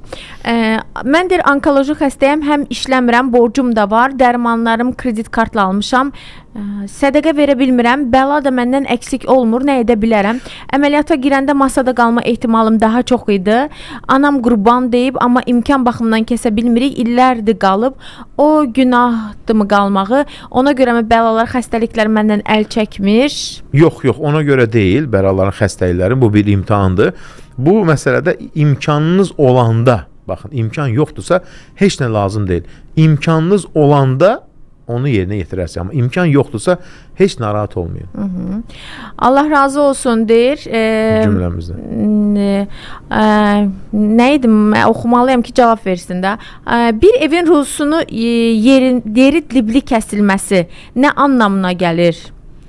Hər bir şey imtahandır. Dualar eləyin, zikirlər eləyin. Baxın, əstağfurullah zikrini dilinizdən düşürməyin. Deyir, Allaha ağlaya-ağlaya dua edirəm, deyir, bəs niyə qəbul olmur? Bu gecə dualar elə. Çoxlu əstağfurullah zikrini dilindən düşürmə. Əstağfurullah zikrində bir möcüzə var. Görəcəksən, düzələcək işlərin Allahın izni ilə. Fitrə zəkatı adam başı 2 kiloqram un vermək olarmı? Yəni ailədə 5 nəfərik un deyir. Bəli. Yəni un da vermək olar. İnsan nə imkanı varsa, yəni un da verə bilər, qarabaşaq, qreçka da verə bilər. Nə imkanı varsa. Yəni o barədə danışacaq, dənli bitkilər. Yəni özün verə bilmirsənsə, başqa bir adama verə bilərsən, sənin yeri və alsın, amma şərti nədir? Bayramdan 2 gün əvvəl versin kasıblara. İnsan cadunun təsirindən həyatını itirə bilərmi? Ola bilər. Yəni insan biri xəstəlikdən dünyasını dəyişə bilər, biri deyək ki, qəzada dünyasını dəyişə bilər, səbəblərdir, birisi yıxılır. O da səbəb ola bilər əlbəttə ki. Ona görə insan özünü qorumalıdır hər zaman. Balaca Eyüp var, oruç tutur, 9 yaşı var, 22 gündür tutur. Axırı kim tutub hamısını? 22 gündür tutur, halal olsun. Qədir gecəsində oyaq qala bilərmi? 9 yaşı var ya hocam. Qala bilər, məktəbdə yoxdur, tətildir. Yəni hamısını qalmasınlar, bax, uşaqlara əziyyət olmasın. Gecənin bir hissəsini qalması kifayətdir. Yəni deyək ki, 1 saat qalsın, yarım saat qalsın, 15 dəqiqə qalsın, o da sayılır yəni. Bəzən elə bilirlər ki, bütün gecəni oyaq qalmalısan. Xeyr, bütün gecəni oyaq qalmaq deyə bir şey yoxdur. Gecənin bir hissəsini qalmaq da kifayətdir. Məhsum bizi hal-hazırda dinləyir. Allah ona şəfa versin. Amin, amin, amin. Biz də yəni hocama salam göndərmək istəyir. Biz də onu salamlayırıq hocam. Məsum sizi dinləyir, hər gün oturur dinləyir. Biz də salam söyləyirik ona. Allah şəfa versin, Allah kömək olsun. Biz sənə dua edirik, sən də bizlərə dua elə. Sənin duaların qəbuldur. Sən hamısından təmizsən, maşallah. Maşallah. Paksan, Allah səni qorusun. Allah sizdən razı olsun. Zəhmət olmasa efirdən sonra sizlə danışmaq istəyirəm. Okey. Allah sizdən razı olsun. Deyir, 30 il öncə sevdiyim insanla ailə həyatı qura bilməmişəm və bu illər ərzində onu görməmişəm. Bu yaxın illərdə həyat yoldaşım dünyasını dəyişib və mən təsadüfən sevdiyim insanla internetdə qarşılaşdım. Biz ayrı ölkələrdə yaşayırıq. Sualım belədir ki, o ailəlidir, mən isə dul. Mən namazda, dualarda həmişə onunla ailə həyatı qurmaq üçün dua edirəm. Özümdən aslı olmayaraq. Bu doğrudurmu deyir, yəni belə dua etməyim? Yəni insan dua edərkən də bir şey həqiqətən bu mümkün bir şeydir yoxsa yox. Elə şey də var ki, insanın həyatında mümkün olmaya bilər. Ona görə də dua edərkən insan bir mümkün olan bir şey istəsin, Allahdan xeyirli olan bir şey istəsin. Yəni dua etməkdə belə bir maneə yoxdur. Allah Taala'dan istədiyini istəyə bilərsən. Heyzli halda Quranın tərcüməsini oxumaq olarmı? Əlbəttə ki olar. Əlbəttə ki olar. Allah sizdən razı olsun. Cümləmizdən. 7 ay öncə atam dünyasını dəyişdi. Bağırsaq xəstəliyindən əməliyyat olmuşdu, düzəlmədi. Cümə günündə bağırsaq xərçəngindən öldü. Ona cənnətdən pay düşürmü xəstəliyinə və cümə günü öldüyünə görə? Cümə günü, bəli, gözəl sonluq deməkdir. Cümə günü insan dünyasını dəyişirsə, buna dinimizdə gözəl sonluq deyirlər. Rəbbimizə həmd olsun. Bağırsaq xərçəngindən bəli, o şəhid sayılır. Allah həmd olsun, şəhid sayılır. Baxın, gözəl bir faydanı toxunum. Deyir ki, əgər bir insan desə ki, ya hayy, ya qayyum, ya zəlcəlali vəl ikram, Allah onu geri çevirməz. Desək, ya ərhəmər rahimin, ey rəhimlərin ən rəhimlisi. Baxın, həmçinin dua edərkən bu gecə, ya ərhəmər rahimin, rəhimlərin ey rəhimlisi. 3 dəfə deyərsə deyir, həqiqətən də deyir, Allah ona rəhm edər. Yəni gözəl bir faydanı oxudum. İstədim bu arada dinləyicilərimizdən bölüşək. Taksi sürücüsüyəm. Hər gün əstağfurullah zikrini deyirəm və başqa zikirlər edirəm. Bilmək istəyirəm hocamdan zikirdən qabaq nəyisə Allahdan istəyib niyyət edib zikr edim, yoxsa ancaq niyyətsiz zikr edim? Oxuduğunuza görə təşəkkür. Niyyət eləmək, niyyətə ehtiyac yoxdur. Onsuz sən Allahdan istəyəndə, əstağfurullah zikrini deyəndə, əstağfurullah zikri hər şey üçün faydalıdır. Amma yeganə zikirdir kimsə əstağfurullah zikrində niyyət olsa, misal üçün niyyətim ruzidir, niyyətim evlidir, olar. Çünki əstağfurullah zikrinə ilə məqsəd budur. Nədir? Misal üçün Allah da çox deyir, zikr edərsə, əstağfurullah deyərsə, onu ruzu verərəm, yəni nemətlərimi artıraram, evlad verərəm. Yəni bu zikirdə belə bir niyyət olar. Amma digər zikirlərdə niyyətə ehtiyac yoxdur. Mən ailə həyatı quranda keçmişdəki səhvlərimi demişəm, o da qəbul edib ailə qurmuşuq. İndi isə o mənim günahlarımı başıma qalxır və deyir ki, özünə təsəlli vermə, namaz qılmaqla, oruç tutmaqla iş düzəlmir. Onsuz da bağışlanası deyilsən. Hardan bilir bağışlanası deyilsən? Yenə deyirəm, Allah haqqında danışırıq. Allah adından danışır. Baxın, Allah adından heç kimsə danışa bilməz və o dinləyicimizə heç narahat olmasın. Yəni, heç kimsən ibadətinə qarışa bilməz, heç kimsə deyə bilməz ki, sənin ibadətin qəbul deyil, Allah sənə qəbul etməyəcək. Yəni, çox rahat Allahla qul arasına girir bəzi insanlar. Aynen. Yəni, necə girə bilərsən? Allahla qul arasına heç kimsə girə bilməz. Qəbul eləmirsən, indi başına niyə vurursan yəni? Qəbul eləmirsənsə. Artıq o tərbiyədən deyil, əxlaqdan deyil. Yəni, qəbul eləmirsən, niyə incidirsən? Yəni. Bu tərbiyədən deyil. Yəni Allahdan qorxsun, belə şeydən çəkinsinlər. Bugün Qədir gecəsidirmi hocam? Bəli, bugün 23-cü gecə, ehtimal olunan gecələrdən birisidir. Baxın, Peyğəmbərimiz buyurur ki, sallallahu aleyhi və səlləm, Qədir gecəsini iltəmisuha fil aşl əvaxir, Ramazanın son 10 gündə tək gecələrdə axtarın. Yəni, cüt gecə olmur, ancaq tək gecədə. 21-ci gecə, 23-cü gecə, 25-ci gecə, 27-ci gecə, 29-cu gecə. Ən çox təsadüf edilən gecələrin başına nə gəlir? 25, 27, 23. 21 də ola bilər. Nəyə görə? Peyğəmbərimizdən, baxın, deyir ki, bu Qədir gecəsi dəyişir. Yəni, eyni olmur. Hər il mütləq bu gecə deyil. Allah Teala həm gizli saxlayıb, biz çalışaq deyə, həm də nədir? Dəyişir. Hardan bilirik bunu? Misal üçün, Peyğəmbərimiz vaxtında deyir ki, sahabilər, biz 21-ci gecə Rəsullahın o gecə Qədir gecəsi idi, Peyğəmbərimizlə bərabər yağış da yağdı, hətta palçığa səcdə etmişdi. Peyğəmbərimiz yanına bir yaxşı insan gəlir, Avail Mədinə deyir, Mədinənin ucqar bir nöqtəsində deyir, ey Allah Rasulullah, mən hər gecə gələ bilmirəm və istəyirəm Qədir gecəsi ibadətdə olun. Nə zaman gəl? Deyir, 23-cü gecə gəl. Həmən sualı Peyğəmbərimizdən başqa il soruşanda, başqa birisi deyir ki, 25-ci gecə gəl. Nəyə görə? O il təsadüf edib 21-ə, 25-ə, 23-ə, başqa birisine deyib 27-ci gecə gəl. Ona görə də, misal üçün, bəzi rivayətlər gətirirlər ki, filan sahabe deyir ki, 27-ci gecə. O əlaməti gördüyü üçün deyib onu. Amma kəsin bilgi deyil, mütləq bu gecədir deyə. Ona görə də tək gecələrin hamısını ibadətlə keçir, onsuz da qədir gedərsin, həyatda olmuşsan, ibadətlə keçmiş sayılırsan. Yəni, ihya nə deməkdir, qədir ihya etmək? Yəni, o gecəni ibadətlə keçirmək. Yaşar hocam, hər zaman deyir ki, dinləyicilərimlə dua edirəm. Mən də hocama və sizə çiçək dua edirəm. Ay Allah razı olsun. Allah Namazdan sonra və Qədir gecələrində hər zaman. İstixarə duasını səcdədə fərz namazında etmək olarmı və ya 2 rükət istixarə namazı qılırsansa bir neçə işi birdən niyyət edib qılmaq olarmı? Olar. İstixarə namazında ən yaxşı odur ki, namazdan sonra dua edərsən, amma səcdə edə bilərsən. Eyni o istixarə duasını səcdəsiz də qibləyə durub edə bilərsən. Hamısı olar. Müsəlmanın xristianlığı qəbul etməsi nə dərəcədə doğrudur? Çünki yanımdadır və ona görə soruşuram. Valla insan öz dinində olar. Doğrunu tapar inşallah. İnşallah. Cəm halında namaz qılmağa fəzilətdən sayılırmı və bu haqda bir gün danışında çox xahiş edirəm. Cəm halında namaz qılmağa. Səfərdə olanda insan namazlarını cəm edir, onu qəsd edirsə. 5 ildir imana gəlmişsən, yoldaşım İngiltərə vətəndaşı olub, 5 ildir imana gəlib deyəsən. Mən imana gəldikdən sonra mənə demədən çıxıb getdi. İndi isə bəzən arxaya baxanda ürəyim sıxılır. Bilmirəm imansız həyatım üçün sıxılıram ya o günlər tam tərsi sıxır məni. Fikirlərim çox yayılıb. Heç nədən sıxılma. Sən Rəbbinə ibadət edirsən, niyə sıxılırsan ki sən?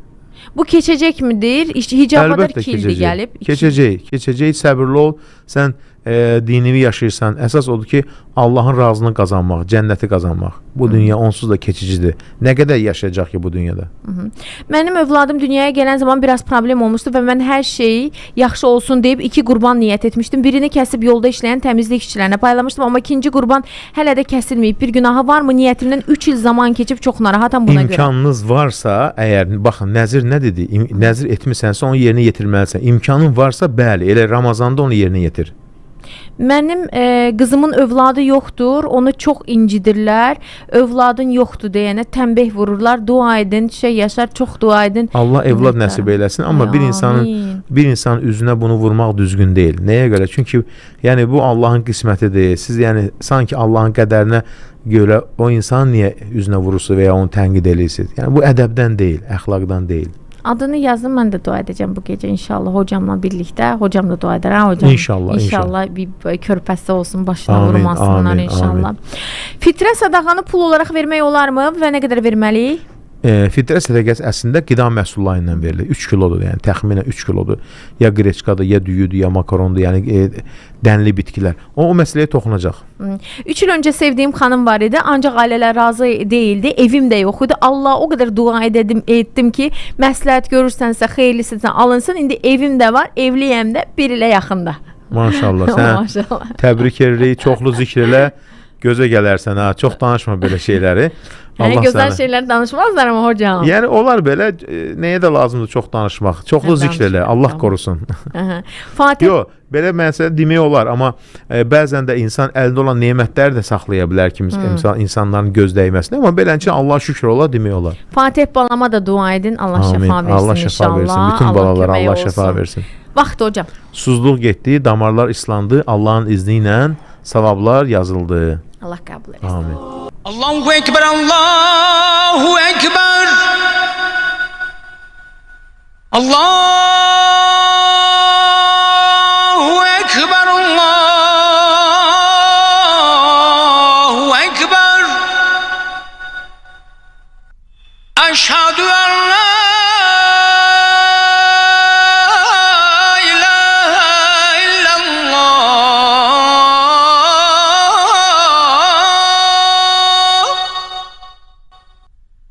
أشهد أن لا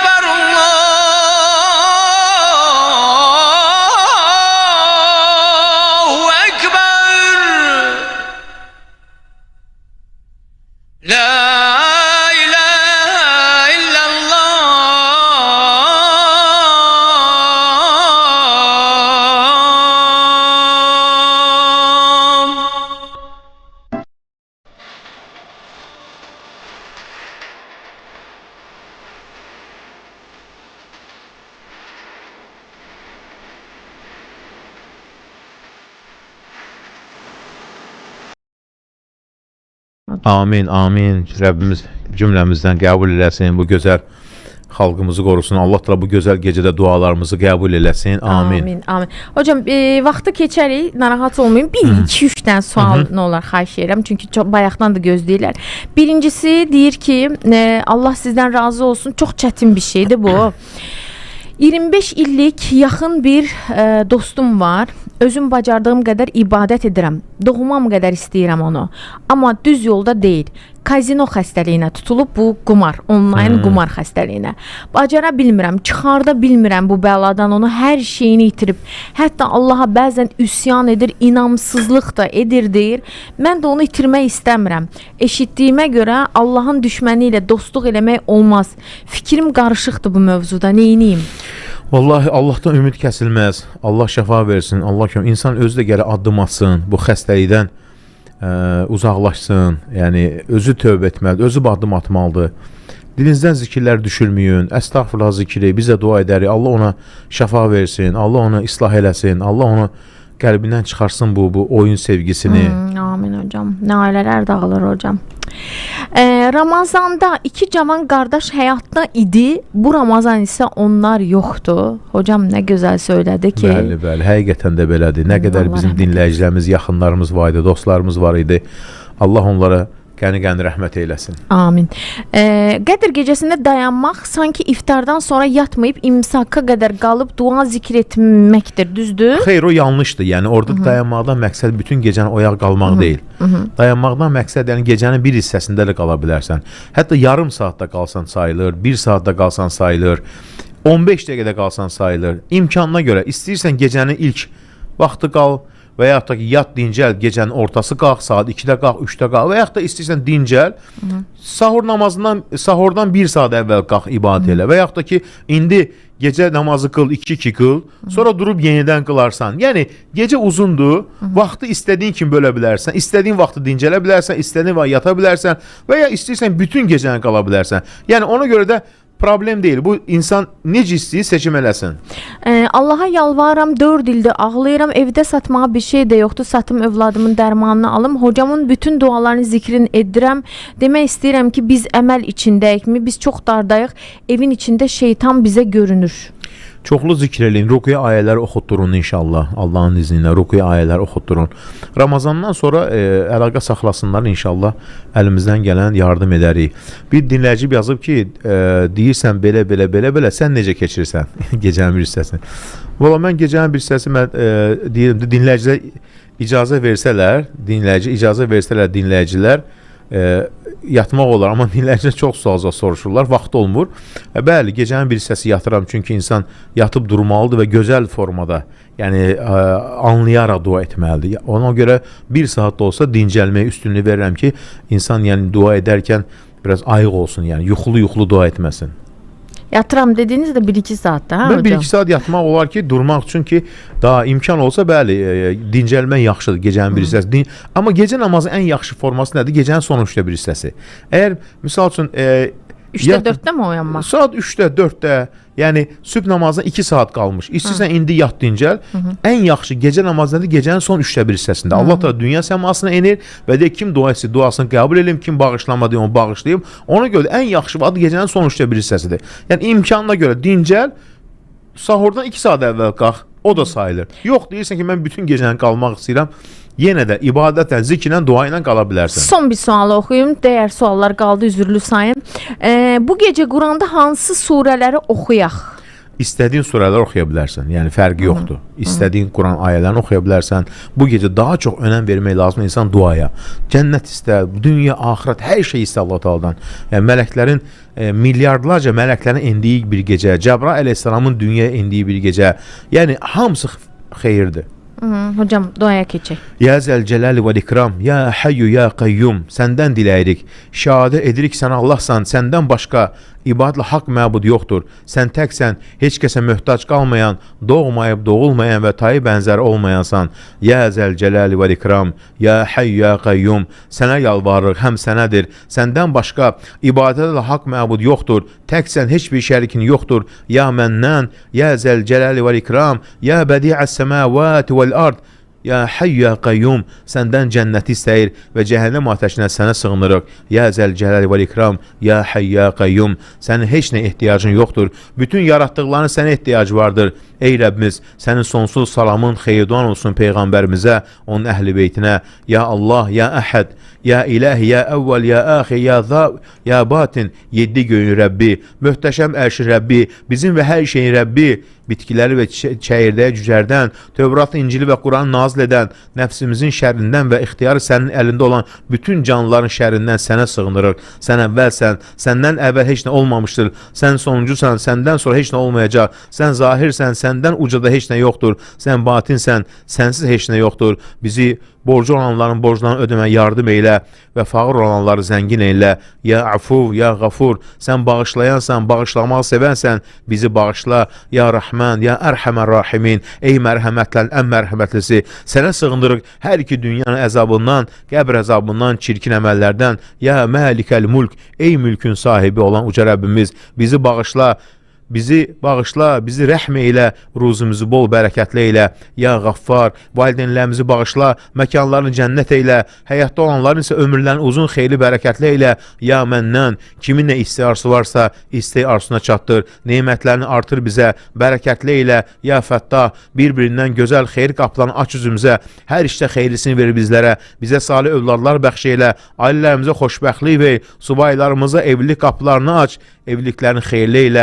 Ey Rəbbimiz, ey Rəbbimiz, ey Rəbbimiz, ey Rəbbimiz, ey Rəbbimiz, tez və gec olan, bildiyimiz və bilmədiyimiz bütün xeyirləri səndən diləyir. Tez və gec olan, bildiyimiz və bilmədiyimiz şərlərdən sənə sığınırıq. Qulun və Peyğəmbərinin səndən dilədiyi xeyirləri səndən diləyir. Sığındığı şərlərdən sənə sığınırıq. Səndən cənnəti və ona yaxınlaşdıran hər bir söz əməli diləyir. Cəhənnəmdən və ona yaxınlaşdıran hər bir söz əməlidənsə sənə sığınırıq. Həmçinin səndən bizim barəmizdə çıxardığın hər bir hökmün xeyirli olmasını istəyirik. Ya Qadir, ya Mətin, ya Kəbir, ya Mütəal, sən hər şeyə qadirsən.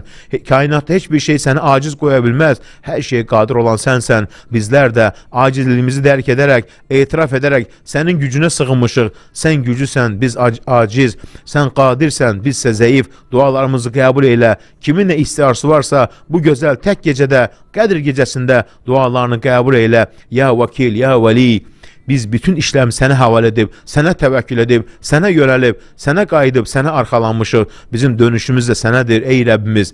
Ey Rəbbimiz, səndən istəyirik bu gözəl gecədə.